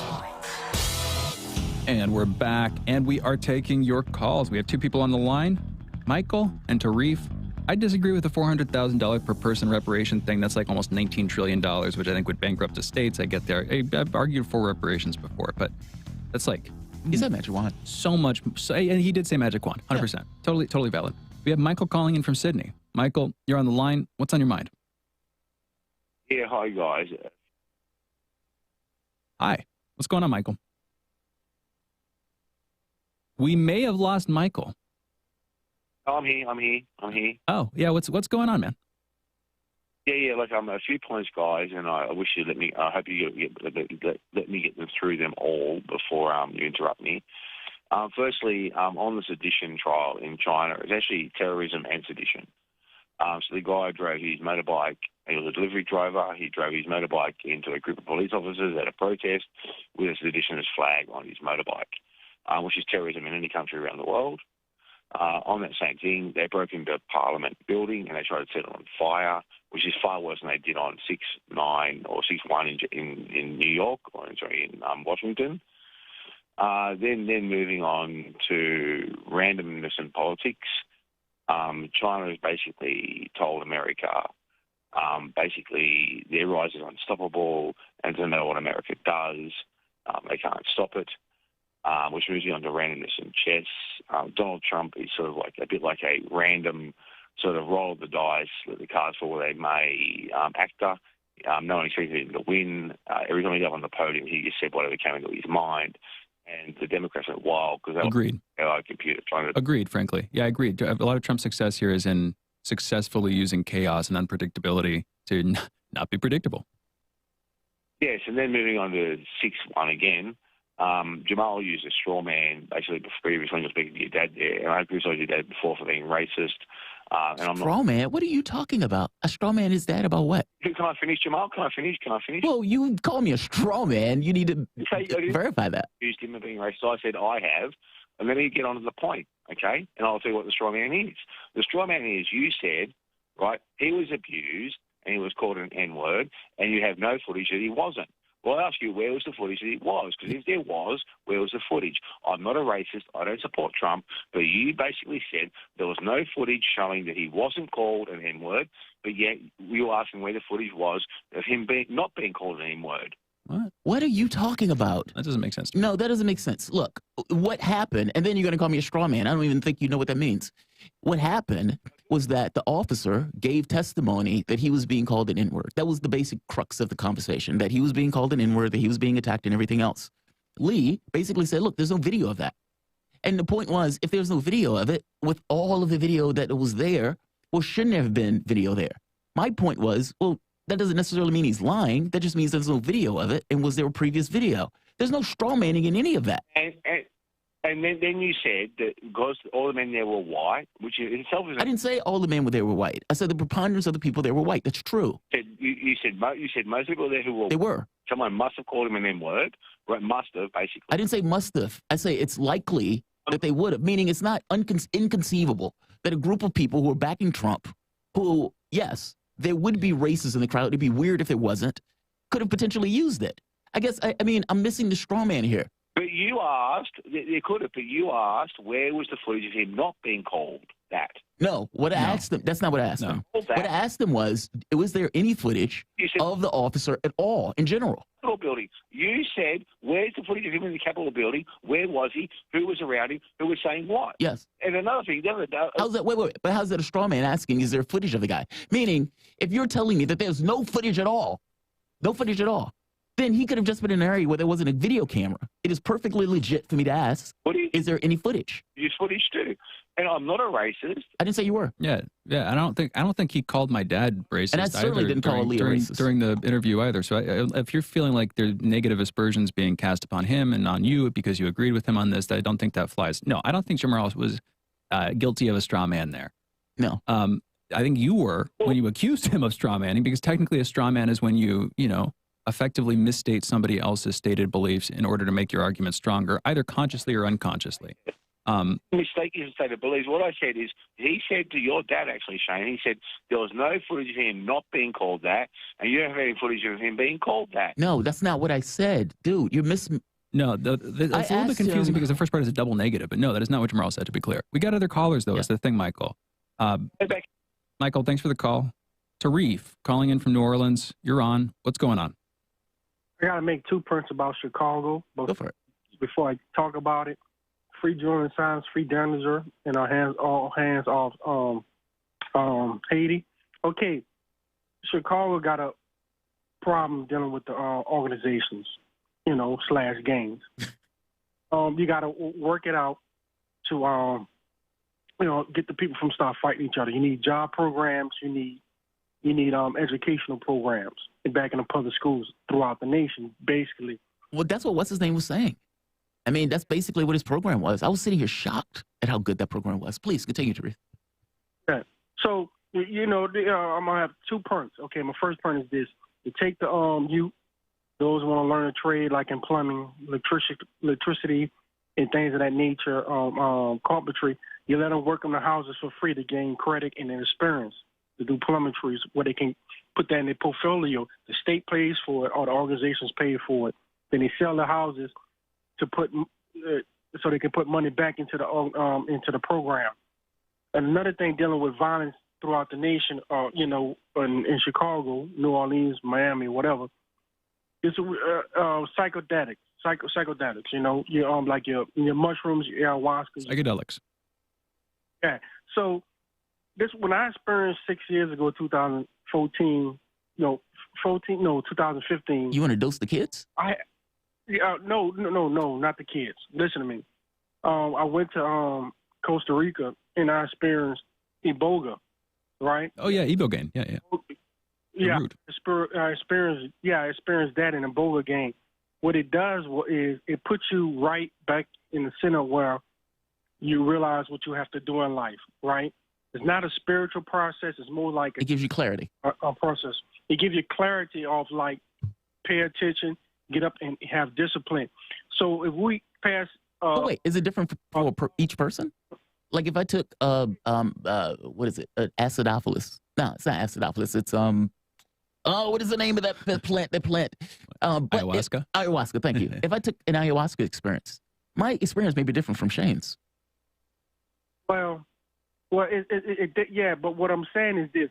If you're dealing with somebody that's constantly thieving people, stealing from a person, being abusive to a person. It makes them confront themselves. And selling that dope to a person. That ayahuasca, especially Ebola, because Ebola is no joke. People that takes it, they don't want to take it again. It is. I've heard that. I've heard something similar for ayahuasca. Ayahuasca experiences are intense. I like the idea in some sense, but I'm also worried in the same way that Aldous Huxley was worried that when he wrote Brave New World that you'd get Soma, but he also wrote Island. I mean, famous dystopian writer, drugs do things. Anyway. I don't know if I want to dope. I feel you. Yeah, I don't know if I want to dope people. Yeah, I don't know if make them to change their minds. I don't want the government doing that. I want people deciding to do that. I kind of want people. I kind of want the society to change because basically, let's say you dose the people. They're going back to the exact same community and environment that they were in prior. Yes, they are going back to it. But what I'm saying is this: when they go back to it, they're going to see it differently. They're going. It's true. It's true. If everybody were to do that, you'd have some people who'd like really freak out and have a terrible time. But a lot of people, life would be forever different in those communities. I'll put it like that. Tarif, thank you for the call. Anthony, we've got like 20 seconds here. I'm sorry we got to you late. Do you want to talk now or call back in later? Oh, I got to run into work, but I just wanted to say three hot points real quick, 10 seconds. I agreed with you 100%, Shane, earlier about colleges and take it even further. They should divest themselves of their billion-dollar endowments, use that to pay off the student loans, and also stop making money off of capitalist ventures. I can't even remember the other two because I was listening into the other conversation. But I think one thing with the conversation with Shane's father, I probably don't even have enough time to really mention it, so I'll just go ahead and call in another time. All right. Please do so. Anthony, thank you for the call. I'm sorry we did not get to you. Next person on the line, David, we'll get back to you if you call back in next hour. We've got to close this hour out. You're listening to Fault Lines with Thomas and Stranahan. Back in a minute with headlines and the last hour of this morning show.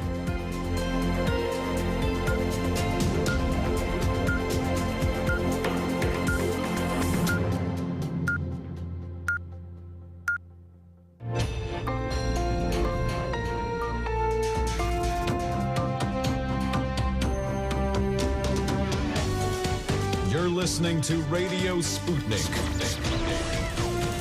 Telling the untold.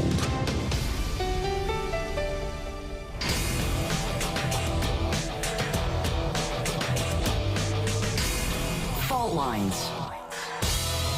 Live from across the divided states of America, it is time now for another hour. Our last this morning and our second to last show this week.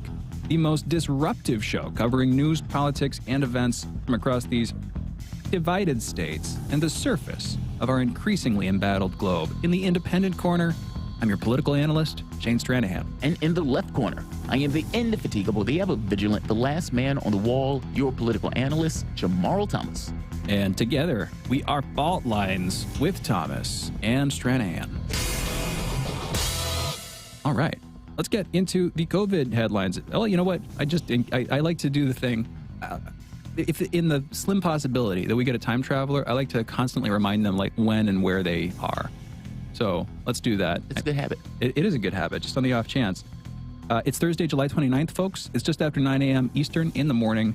That's the lay of the land, broadcasting here from Washington, D.C. Let's get into COVID news. There are about 84,735 new COVID cases reported in the United States yesterday. There were also about 501 new deaths over the past week. These numbers leave us with an average of about 66,924 cases per day. That's an increase of 146% from the average taken 2 weeks earlier.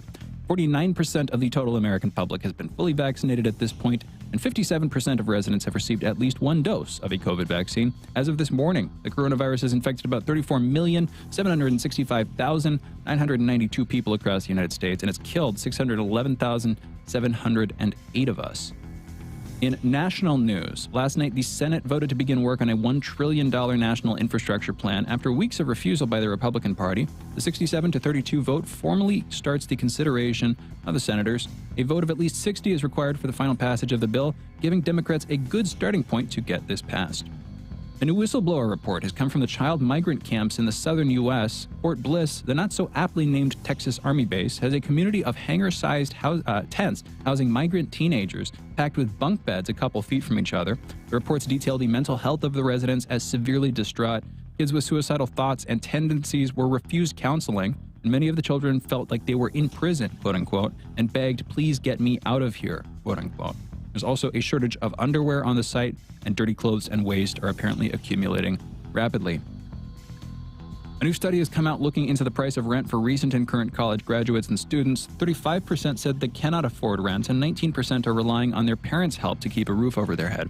44% said the overall market is to blame, and they might not be wrong. The pandemic sent real estate prices sky high, turning many prospective buyers into the rental market while their job and income security recovered, if it ever will.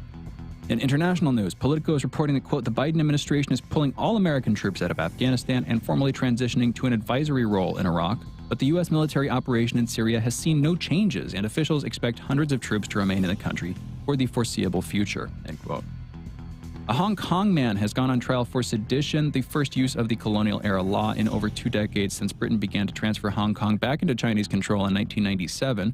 The law was first introduced in 1938 for people who show hatred and contempt for the government of Hong Kong. A U.S. government review of the situation in Afghanistan says the government in Kabul faces an existential crisis as Western troops withdraw and the Taliban rises relentlessly in the country. Meanwhile, flash floods in eastern Afghanistan have killed at least 40. The province is under Taliban control, and negotiations are currently taking place to allow rescue workers into the area. The Dominican singer and songwriter Johnny Ventura has died at the age of 81. In addition to acting as one of the greatest artists in merengue music, Ventura also served as the mayor and vice mayor of the city of Santo Domingo. That's the capital of the Dominican Republic. In Olympic news this morning, so far the medal leaders in order are the United States, China, Russian athletes, Japan, and Australia. Those are for overall medal counts. However, Japan has the most gold medals with 15, and the U.S. and China are now tied at 14.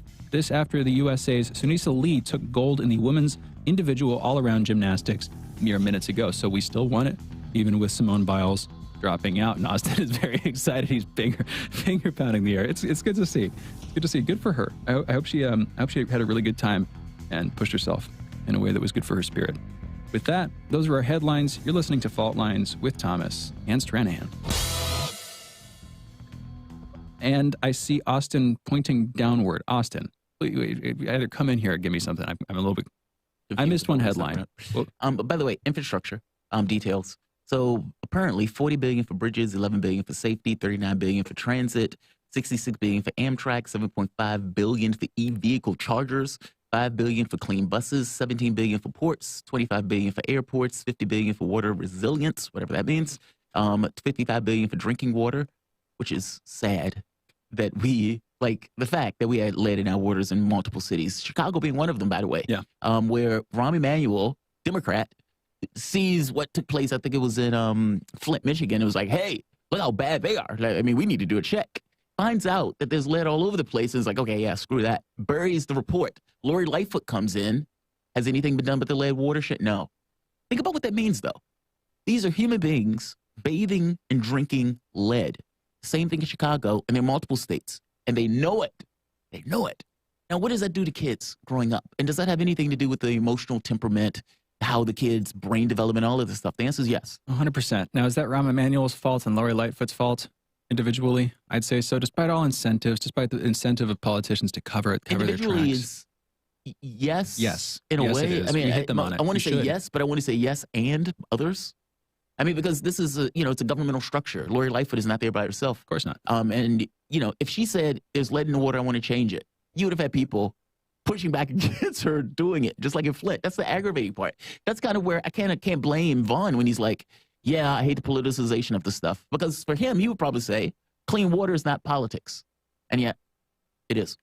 $21 billion for environmental remediation, $73 billion for power and clean energy. That's what they're thinking. Well, the question is, how do they pay for it? And I'm putting my hands up, because for the people who can't see me on the radio.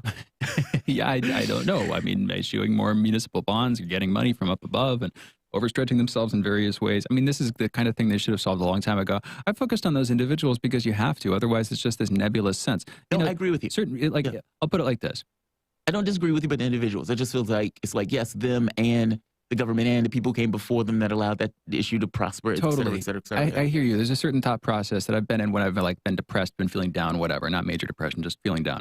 Where it's like, oh, there are these problems. Then you look at what's causing the problems, and you'll occasionally identify, this is the cause. Yeah. This is the thing that makes it happen. And then you think about it a bit more and you're like, no, there's something that caused that. More. You keep working it back. And pretty soon, whatever emotion, whatever relevant action you might take about it, based on the emotions that you're feeling, is just smeared in the air over nothingness, because suddenly my point is, there's nothing you can actually do with that. And while it is technically irrational or logical or at least arbitrary to say, this is the cause, this is the thing that I should be angry at, it's the only thing that you can ultimately do. You just need to do it better. And Rahm Emanuel, Lori Lightfoot, good a person to blame. I'm saying two people, but individually, each one is as good a person to blame as literally any other because they are the leaders to whom we have delegated the authority to ostensibly respond to a crisis like this one, you know? Well, the mayors, I mean, it depends on how much power the mayor has as opposed to, governor and everything else. But yeah, I get your point. It's being able to target and say, that person is in a position of authority that has something to do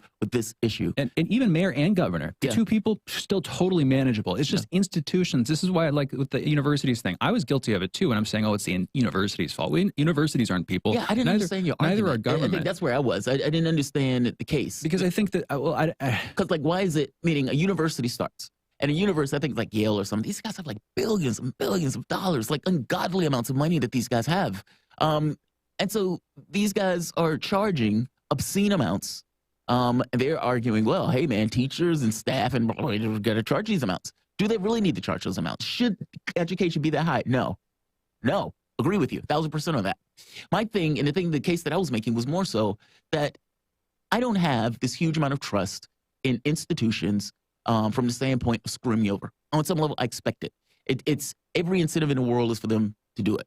The thing that I have in my head that says, okay, well, look, the limiting factor for that, ideally, is the government is saying, okay, you can only screw this person this much. It doesn't work that way in practice, though. In practice, it worked as you can't discharge this bankruptcy. These bills are going to go up over and over and over again. And the bonds and stuff that were given to people, because it wasn't always this way.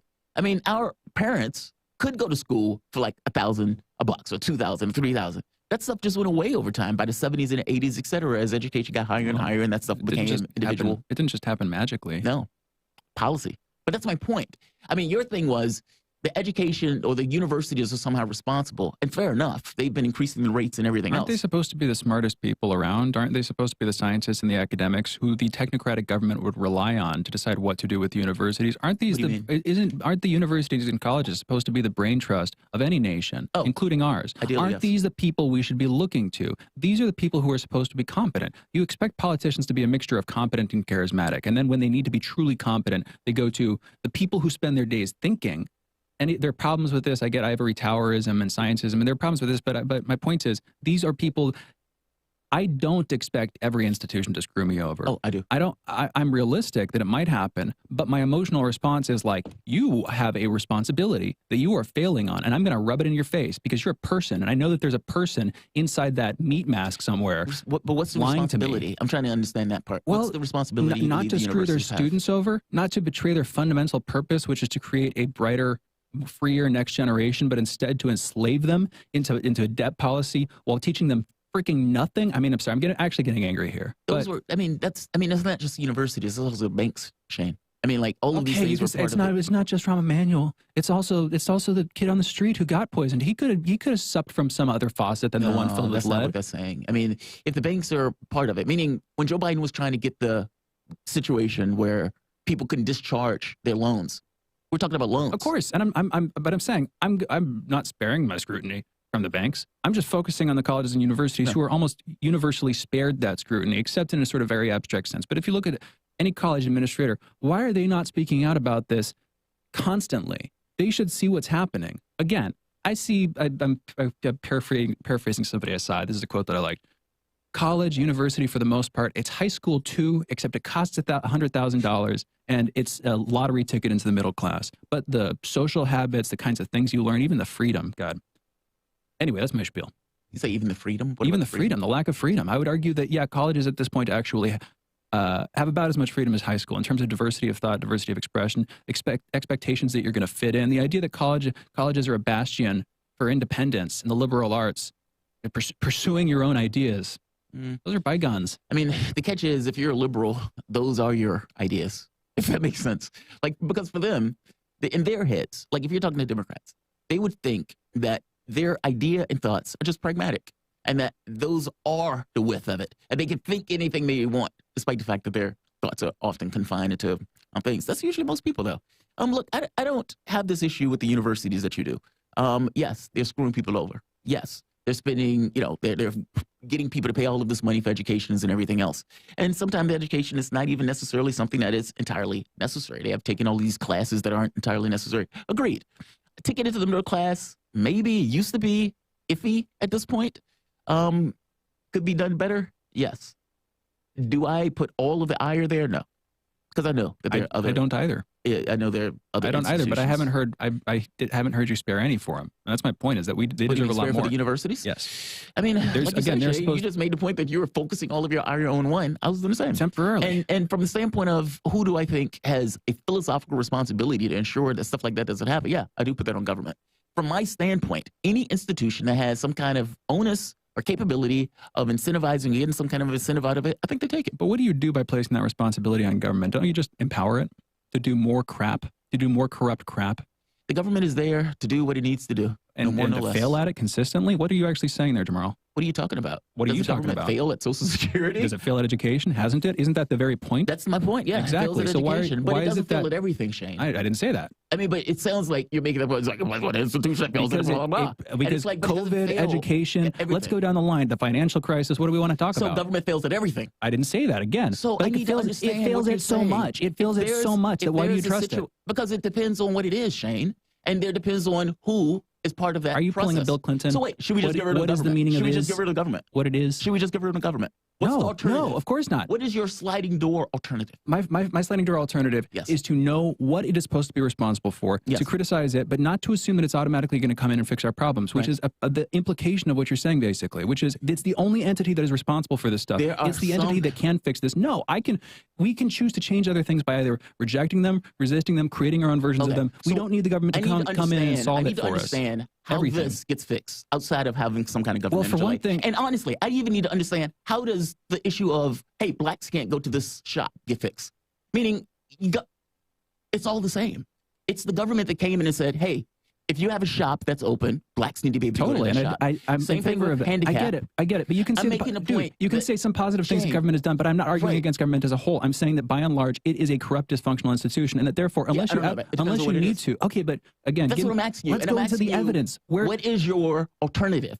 It's one thing to say, here's this perfect world I can give you specific alternatives. In the case of college and education, my alternative is convincing people not to go, to educate themselves at home for free, to cultivate high-quality contacts. You're interrupting me. To cultivate high-quality contacts with educators personally, to get in touch with teachers, professors they respect, etc., to create their own education. Because here's the thing. If you keep going to college, if you keep buying into this narrative that you need to spend your money, then guess what? Everybody else needs to run on that treadmill too. And the value of a diploma, which should be high, goes down and down and down. It tanks. So I think that there is an individual component to this too. Yeah, I don't buy that. Totally. I don't buy the situation. I don't buy that framing either. Like so people are going to have to contact professors and they're going to have to do their own homeschooling. That's your solution. I think that would be a hell of a better get to it than where we are right now. What do you have to show that that's going to be a better get?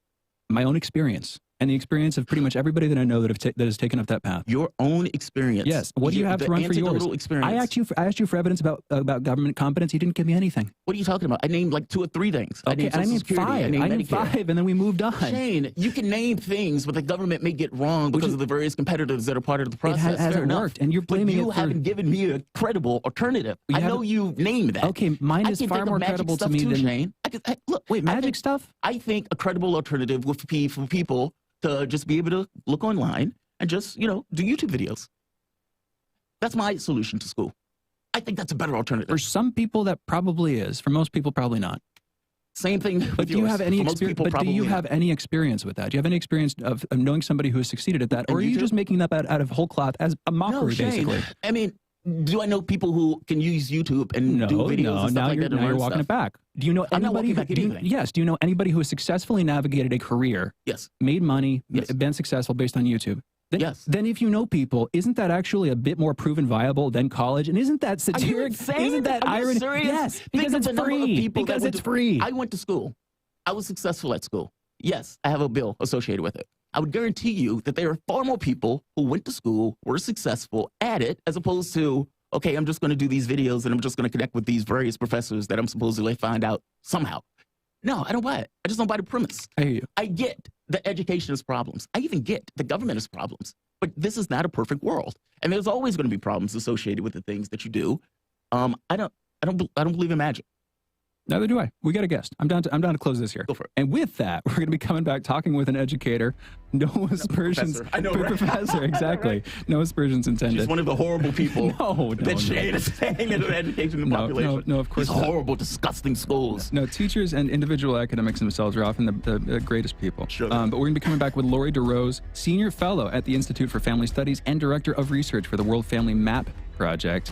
We're going to be talking with her, kind of following on the conversation we were having about Chicago earlier. Yeah. But in this case, talking sociology, the sort of perverse impacts of the government programs, interestingly enough, following this conversation, that Jamarl mentioned earlier, actually, where basically single-family homes have been incentivized for decades. What caused this? Looking at that issue and that dynamic in our society more widely. Anyway, we'll be back with Lori DeRose on the other side of this break. Be right back.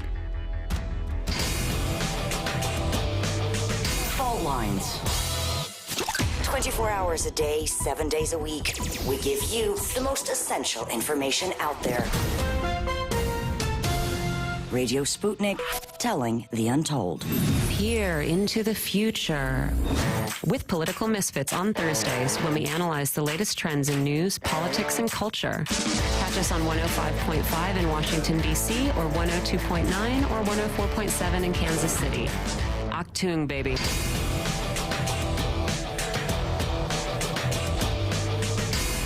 Fault lines. Welcome back to Fault Lines on Radio Sputnik. My name is Jamarl Thomas. I'm joined with my co-host Shane Stranahan, coming to you live out of our station in Washington, D.C. If you guys live in the area, you can catch us on radio at 105.5 FM and 1390 AM. We're also in Kansas City at 102.9 FM and 104.7 FM. If you're digging what Shane and I are putting down, whatever platform you're consuming this content on, give us a like and share that audio or video. If you want to join in on the conversation, you can do so with a chat, a tweet, and of course, you can reach us by phone at 202-521-1320. Your engagement helps makes the show what it is, so definitely don't be shy. I have been very curious, concerned, horrified by conditions that people are living in the United States.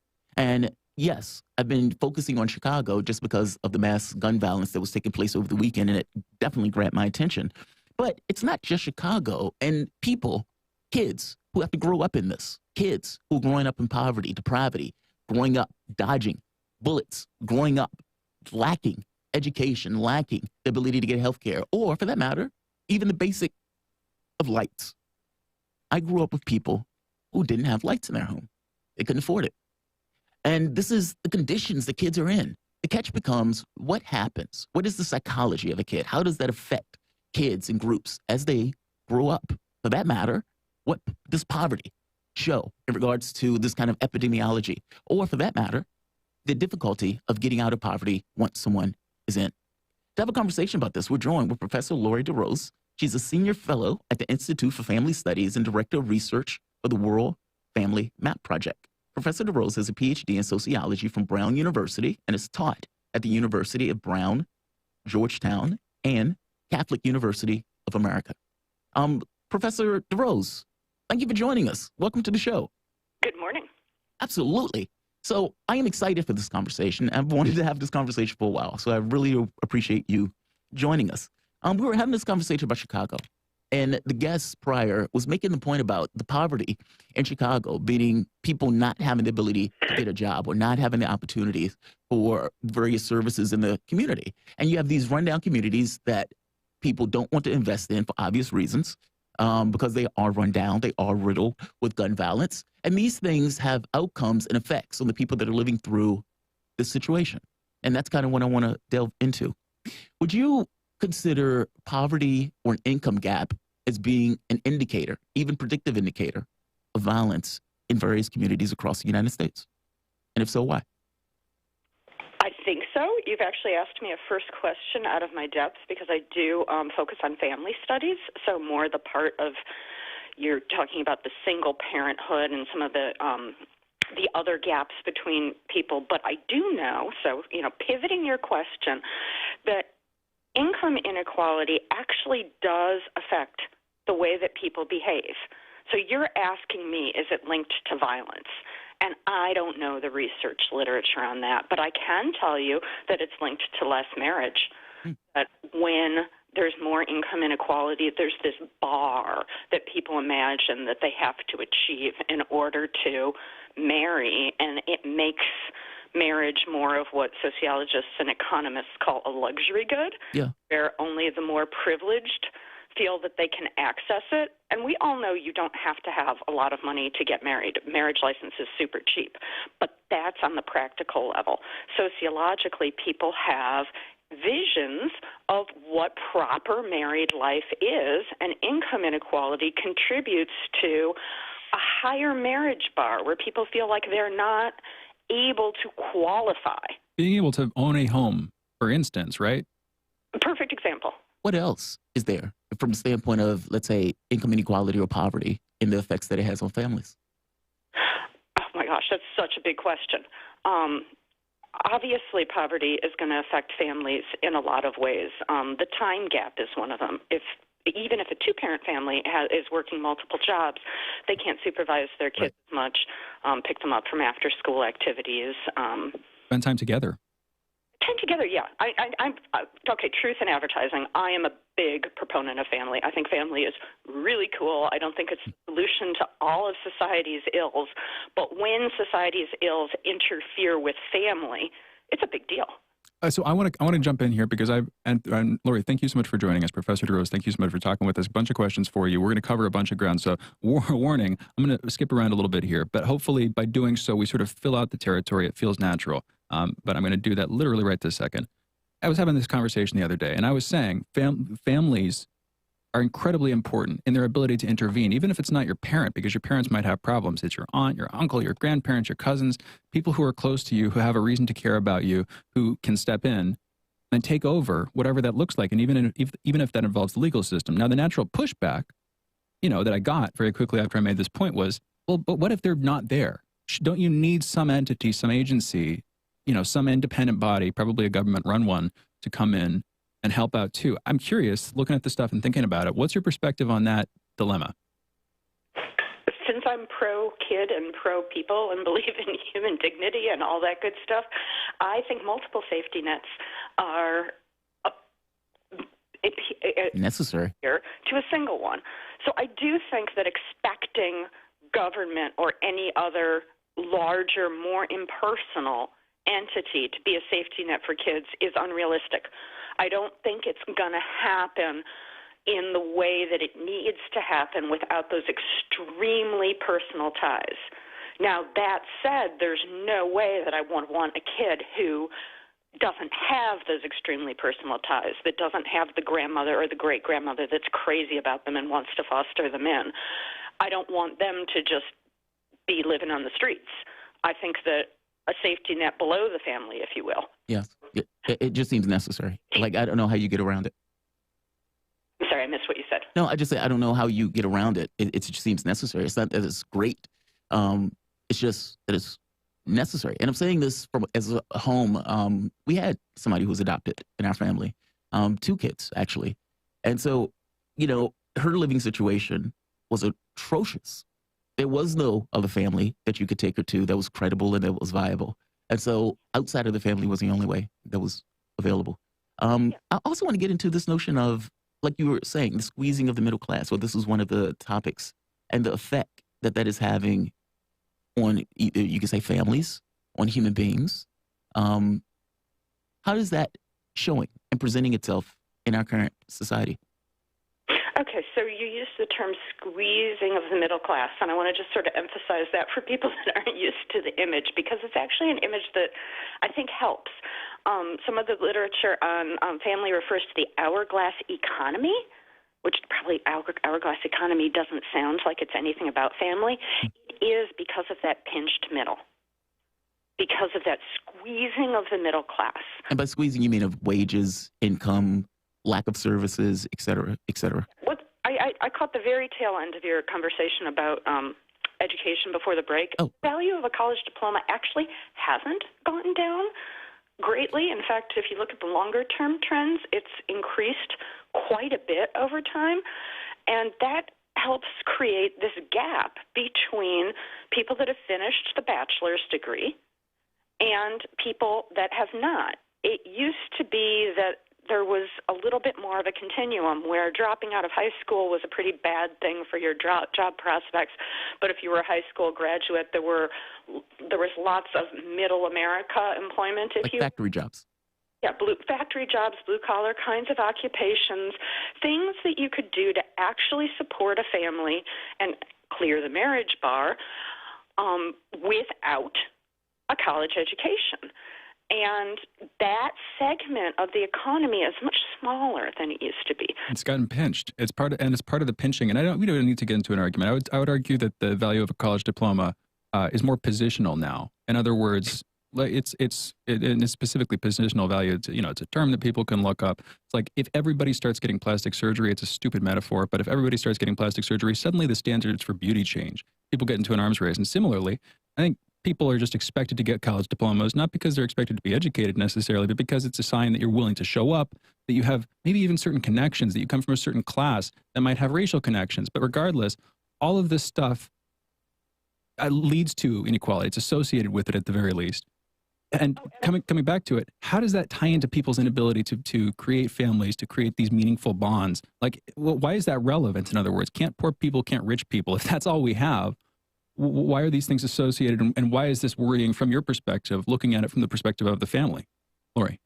Okay, so I sort of have two answers to that one. One is, of course, there can be rich family ties regardless of socioeconomic strata, but you have to recognize the fact that living without electricity puts stress on people. Yeah. That doing homeschooling without internet puts stress on people. Yeah. That it's more difficult to live in poverty than not. Aren't you glad you had me on as a guest speaker? So No, that's kind of the point, and that's the reason why I have you on. Because I wanted to make that clear. And I wanted to make how poverty is trauma. I mean, and it's trauma that we basically allow. It's almost anonymous until it explodes in some kind of riot or something. I backed into sociology through an interest in hunger. Mm-hmm. And guess what? People that are hungry commit more domestic violence. That's shocking. That's shocking. But that's kind of my point, right? Like, if we're having this conversation about defunding police and all of this other stuff, and my feeling was that stuff goes askew. If you're trying to eliminate crime, if you're trying to eliminate areas where there are rundown communities, you do that through poverty. That was my assumption. That was my opinion. And, looking at the data and everything else, it kind of does pan it out. Even if it's like 30, 40% that you can wipe it, why wouldn't you do it? I want to talk about the social programs that have basically tried to get rid of poverty, but have on some level had other consequences or negative consequences associated with it. So, for example, like welfare. Well, it was like the policy of it. It could have worked if it was done right. But oftentimes you have people who try to, it's like, okay, we'll go this far, but not that much. So we don't want to just give people the money, like hands off and say, you do whatever you want with it. It has to have all of these restrictions, et cetera. Well, one of the policy things or positions basically ended up with the mom getting more money if there was a lack of money in the household, which meant the dad often wasn't there. I mean, am I wrong on that? Am I misunderstanding that? I'm trying to understand some of the structures that have been in play from the standpoint of the legal devices that have tried to address poverty, but have missed the boat, that have that have got something wrong in the way that they've tried to address it. Oh, they've definitely got something wrong that they've tried to address it. But the other part of the answer is that the caricature that you put out there is only partly right. Yeah. So government programs that are means tested, which is the fancy way of saying that you qualify for them if you're poor. It matters whether you count two incomes or one. Right.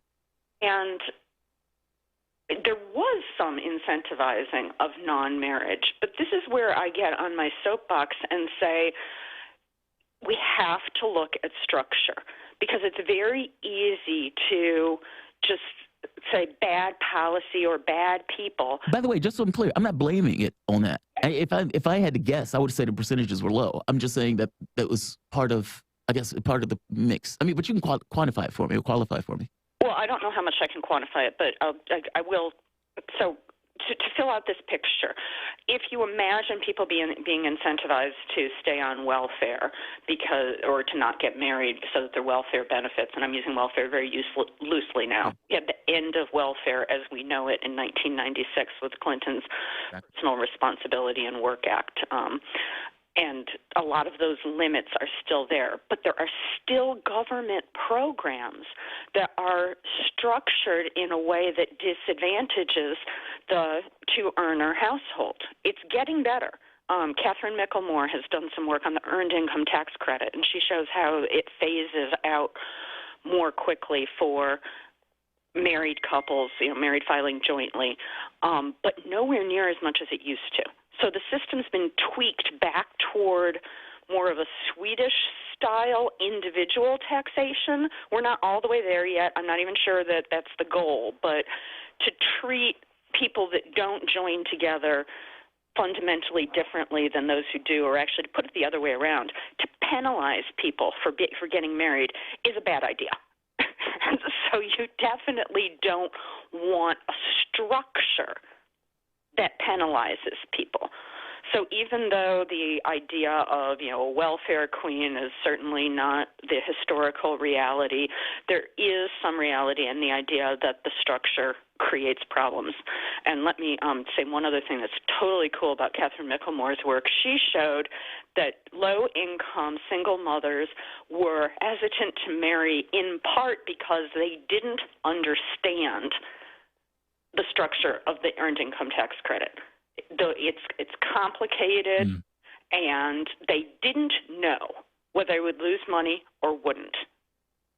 And that, to me, is just sad. It's like if you have a structure that counts people one at a time, people can get it, and they can make rational decisions based on it. But if you have one that's so complicated with different phase-outs for couples with 1, 2, and 3 children, and that's changing over time, how do you expect someone in urban Detroit to know what the implications of getting married are for their tax bill?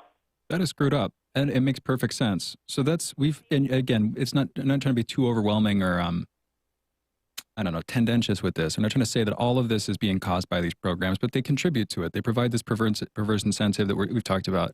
That's one side of it. What role, looking at government policy more broadly, from the perspective of trying to encourage healthy families, strong families, ones that will, really support kids, from the perspective of government policy, not cultural policy or anything else, what do you think the government can and should do? What else, if that was a bad thing, what more can they do? What would that program look like for you? My answer might surprise you because it's going to sound tangential, but the two things that pop to mind for me are more legislation like the Equal Act is currently being put forward right now. It changes sentencing disparities between powder and crack cocaine. They've been remedied tremendously over the years, just the way I was describing about the earned income tax credit. It's become much more fair, if you will, between groups. But to eliminate the sentencing disparity would actually make a difference for families because, and this is where connecting the dots is kind of hard when you're doing a radio program, because crack cocaine is a bigger problem in some of the blighted inner city neighborhoods that you're talking about. And I regret using the word blighted, but in some cases that's... Well, it's accurate. We talked about it. We were talking about Chicago last hour, and it's constant massacres. I mean, there were 8 killings or 8 massacres or 8 mass shootings in like 8 hours or something. Or 4, I'm sorry, in like 8 hours. There were 71 people killed or shot over the weekend. I mean, like, this is not a recipe for a successful growing up situation of a family. The point, I think, being you didn't defend us at all by using the word blighted. That feels completely appropriate for it. Well, let me go back to just doing the big basket thing then, which is incarceration is part of the family problem. And there are lots of different things that can be done with incarceration. What about student loans for? Oh, I'm sorry. You were still going. I'm sorry. The location of prisoners relative to their homes. There's lots of different stuff that can be done to make incarceration less of a problem for families and communities, which, I realize I don't have to say this to you, but maybe for other people, that's not the same as saying be soft on crime. It's saying let's limit the collateral consequences. Or just eliminate some of the things or the drivers of crime in the first place. Exactly. And that's structural. Yeah, right, agree. Those things become structural in a sense, and honestly, on some level, even historical, where it's difficult to kind of extricate. I'm curious about climbing out of poverty. The families that go into poverty are the families that are most likely to stay in poverty. What is why is it so difficult for a family to extricate themselves from that? And can you give us this some kind of stats or something in regards to, meaning, I know that there's a majority of families or a majority of people who grow up in poverty stay in that poverty. It's almost like it's just intergenerational at a certain point. Why? And not just why, how bad is that situation? Okay, so the individual level answer, which is not the one I endorse, is a culture of poverty where you learn habits from your parents that don't match a 40-hour work week kind of ethic. I think it's much more productive to say, okay, if someone does want to climb out of poverty, what are the obstacles? And this is where I can get on my soapbox and talk about the structure of education, because we talked about that divide with the college degree. It's a really important divide. Yes. And I will give just two examples of how structure can make it different. One was something that Georgia State University has done. They have a lot of first-generation college students who were running out of their 4 years of Pell Grant and other financial aid before they finished their degrees, largely because they switched majors. So they would come in wanting to do nursing, and they would fail their biology course or their chemistry course or whatever, switch majors and not be done in 4 years, and have to drop out because they couldn't continue without being able to borrow more. So that 8-semester cap on borrowing was a huge problem. Now, Georgia State University didn't think that they could change the federal government as fast as they could change themselves, so they started channeling freshman students through more general courses that would apply to more majors so that the consequences in time of switching majors were smaller. Yes. They changed the structure of their requirements so that there were fewer people dropping out with lots of college debt and no degree. I get that. And college debt is one of those things, I think it's like $1.6 trillion. And it is one of the drivers of income inequality. When you look at the black students versus the white students, et cetera. That's one aspect of it, but that can't be the end all be all. I mean, I agree with you that there are certain habits. For example, I always make the example of Bill Cosby, Huxtables, doctor as a husband, lawyer as a wife, and they have these kids, and these kids are learning all of these things implicitly, meaning the parent doesn't have to say squat. Those kids know that the parents want them to go to school. They know that they want them to be successful. They know from the standpoint of political affiliations, economic affiliations, the earned income tax stuff, that stuff probably comes along with the territory. There's all of this implicit knowledge that is just there, that is not there necessarily, even in a family or even in a single mother household that is doing her best. With a strong work ethic, yes, the 40 hours, and role modeling a lot of the other stuff, but not the professional stuff. Exactly. It's just not there. And I'm saying this from personal experience. My mom, single parent, not making $15 an hour growing up, 40 hours every day. I mean, literally drug herself to work. Not every day, every week. Every week. I'm sorry. Right. Pretty much every week. It bends 40-hour work day. I mean, like, that was her. That was her. That's how she was. She didn't particularly like school all that much, but from her standpoint of my responsibility is to take care of my kid and raise my kid, that's what she did. She still wasn't making ends meet, though. That's kind of the point that I'm getting. Understand the idea that, yes, some of these things are work ethic and everything else, and things that are instantiated just in households that can afford it versus not. And you have a good one. Yeah. You had a very great household. Great family. Work ethic, I mean, yeah. I can't speak to family, but the particular observable what we were just talking about, you do have a good one. So you did seem to, Yeah, to appropriate the stuff that came from it. I guess what I'm getting at is how does one extricate themselves out of poverty? Or how do we change this particular situation based on what you know of as the drivers of the situation? Okay, so my other answer is associate's degrees. They are not worth very much in the job marketplace today, and in part because they be low quality. Not to slam on Montgomery College, but I live here in Rockville, and anybody can get in. You just go register. Yeah. And getting a 2-year degree from Montgomery College will not help you a great deal in the job market. Now that I'm saying this, I'm imagining people being like, oh my gosh, I can't believe. Torches and pitchforks. Well, it kind of depends on the degree, I think. Like, for example, mine was in comp sci. If I went to get it in English, no. You know what I mean? Like, it was very specific to something that I wanted to do. But my point is actually nothing about a particular institution, so I'm regretting having mentioned a particular institution.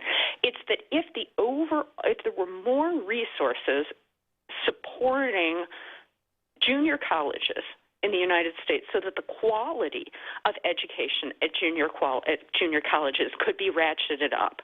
I mean, the tuition gap between a Montgomery College and a Catholic University of America is absolutely enormous. Yes, it is. It's much bigger than the cost-benefit ratio. So now I'm going the other way. I'm saying you get more for your buck at MC. Don't get out of poverty necessarily. That's sad. That's because you get something, but it's enough to tread water, maybe slightly increase your income, but it's not enough to put you on a real upward spiral, which is what you'd hope everybody's on. One last question. We're pretty close to our close here with you. You do some interesting work. I'm going to reread part of your bio. Senior fellow at the Institute for Family Studies and director of research for their World Family Map project. It sounds a little bit more on the academic things, and if things you're doing research, you're probably working with sort of frontline psychologists, and you're a sociologist yourself, of course, writing white papers, doing research, doing that kind of thing. Interesting sides of this, but the World Family Map project specifically, that sounds interesting. What is the World Family Map project, Lori? Okay, so the World Family Map Project, one of our goals is simply to create more data about families in comparative perspective. We have an indicators section of our report that we just update, like how many kids are living with both of their biological parents in countries across the globe, how many kids are living in poverty, countries across the globe. We have some family process indicators, too, for not as many countries, but what proportion of kids have family meals?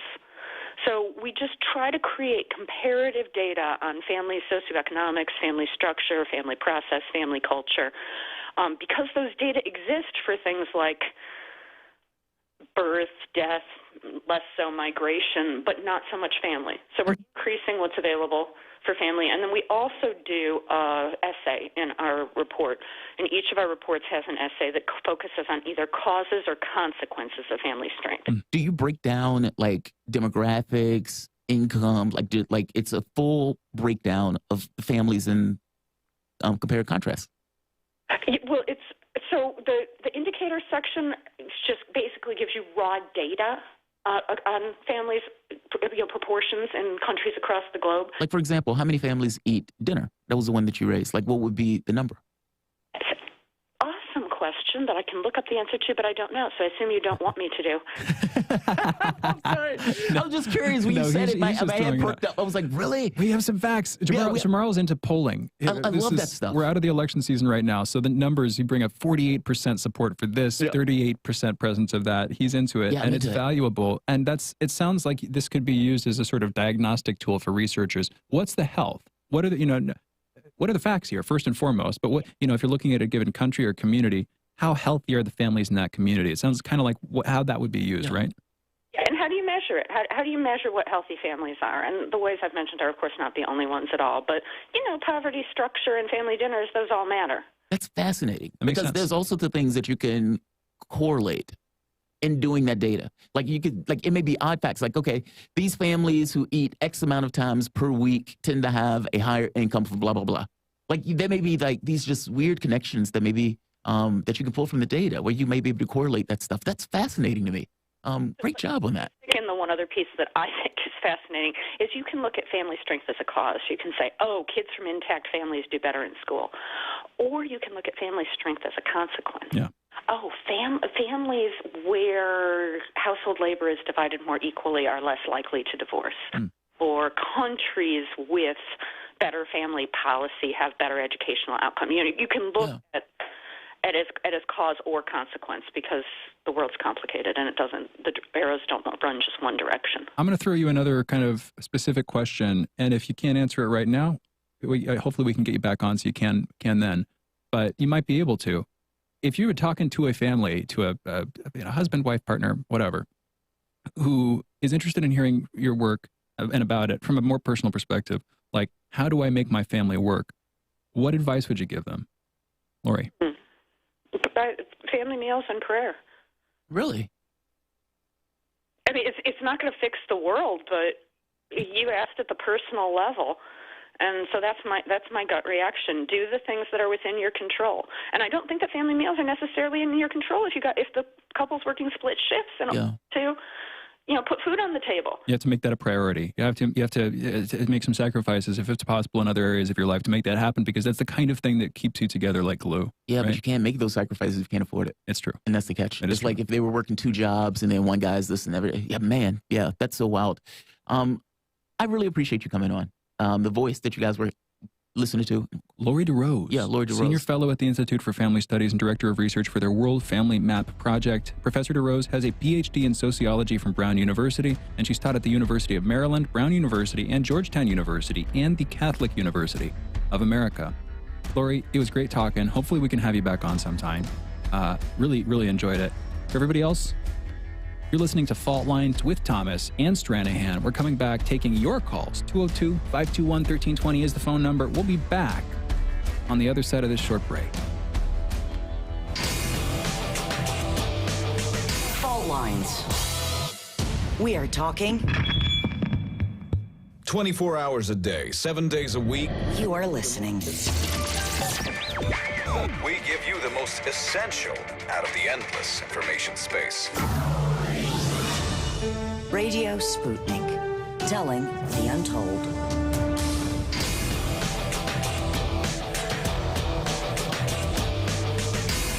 Fault Lines. And we're back, and I'm going to correct myself. You're listening to Fault Lines with Thomas and Stranahan. We're taking your calls, 202-521-1320. 2 callers on the line, room for more, and for the 2 that are on the line, I will be brief.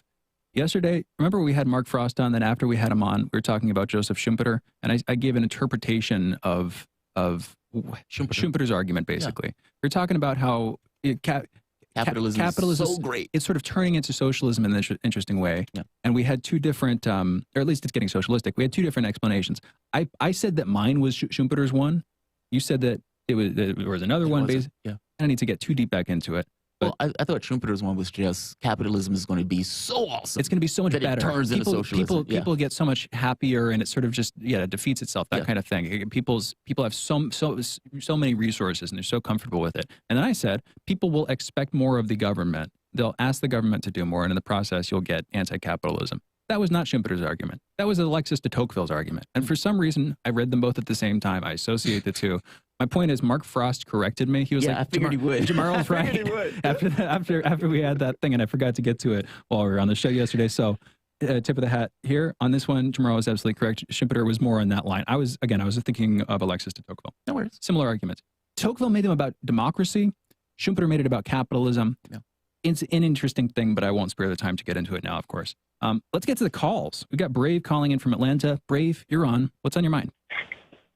Hey, those are some really interesting conversations. I was chomping the bit trying to get in a call since earlier. Oh, thank you, man. I'm glad you enjoyed it. Yeah, really interesting conversation. Especially, I don't want to go into a tangent concerning the with Lee and the whole did he say the N word or not? Yeah, because I don't know. It's like I take the guy at his word. I don't think the guy is just flagrantly lying, but who knows?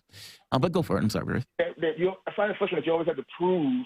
I don't think it matters at all, but I just find it frustrating that you always have to prove whether or not you were accosted by someone being racist or saying something racist. Yeah. And I always find it weird that for some reason, even though Lee's not necessarily a Republican, I find it weird that conservatives, especially men, and I mean the racist, but especially mainly white conservative men, always seem to be on a soapbox trying to disprove of the possibility of bigotry or racism or just even a racist slur, because a guy could say the N-word one day but have been a great guy all the rest of his life. That doesn't make him a lifelong racist. See, I think I know what it is, though, but I think it's this thing like not realizing that I could be hit with this also. On some level, I think it's that.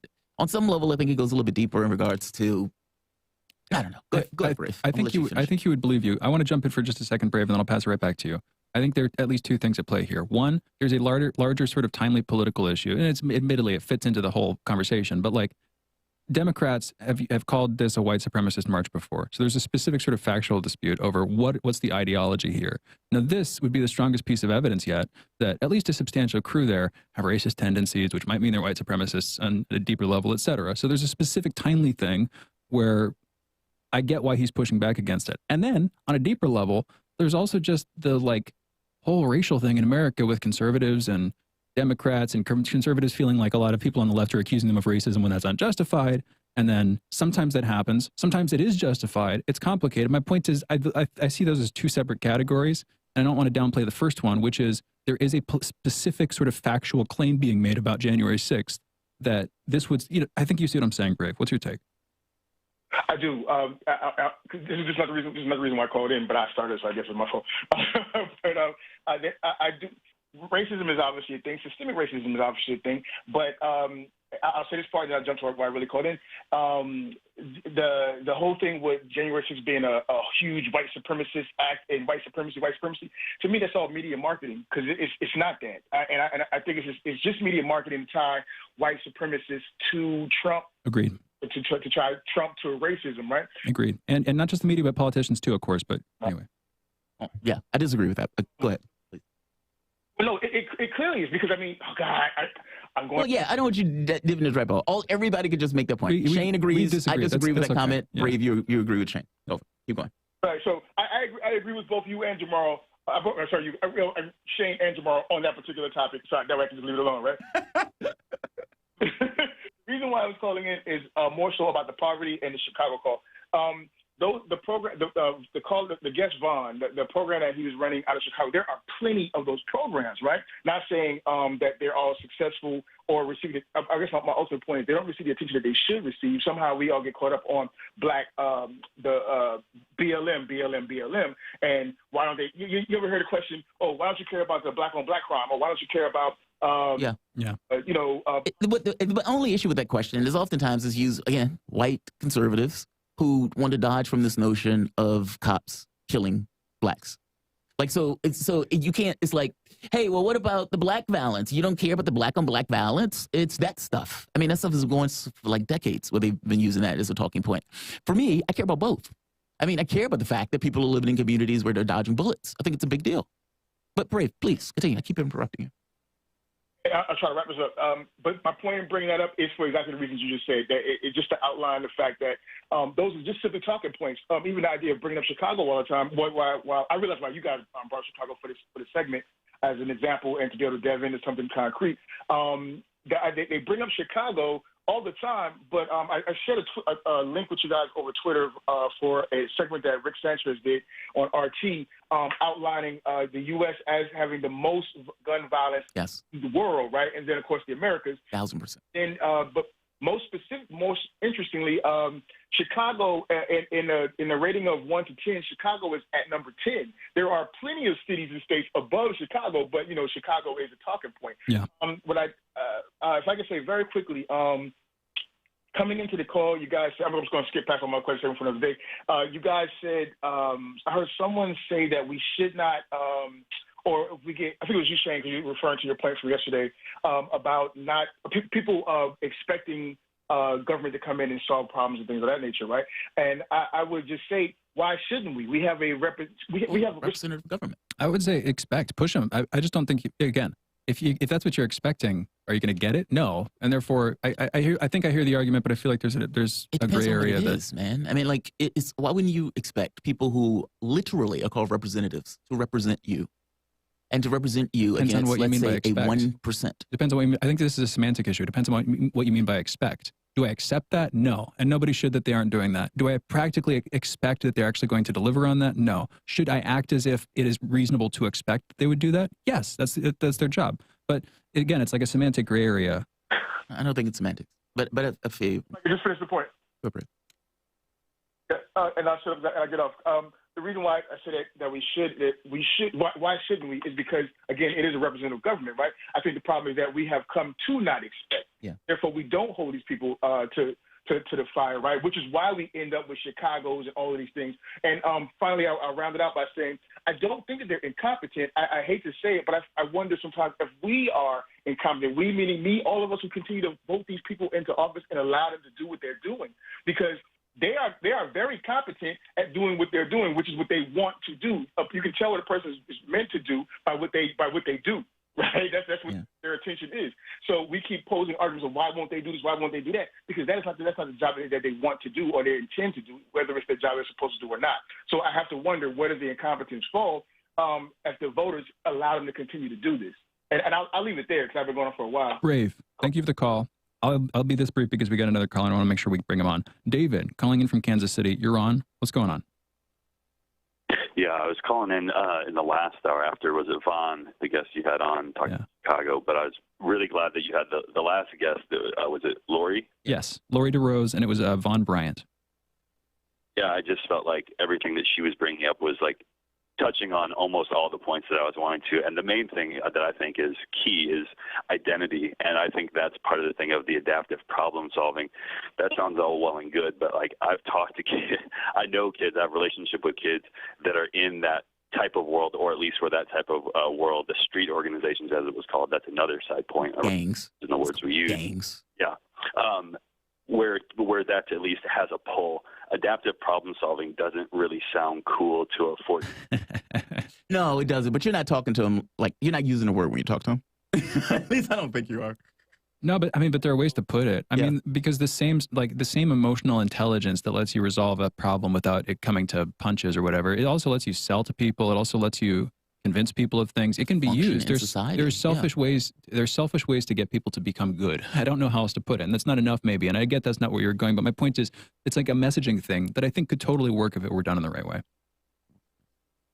Yeah, absolutely. I think what the second guest touches on where I believe it happens better than community organizations and mentors on the street. David, we've got to close here. I think I agree with you and Brave. Too much attention gets focused on like the mass protest movements, BLM and stuff. Not enough on local organizations doing good work, of which there are many. And glad to feature him. Glad to talk to him. Grateful, in fact. We've got to close the show out. You've been listening to Fault Lines with Thomas and Stranahan, back at 7 a.m. Eastern tomorrow morning, folks. Have a great day.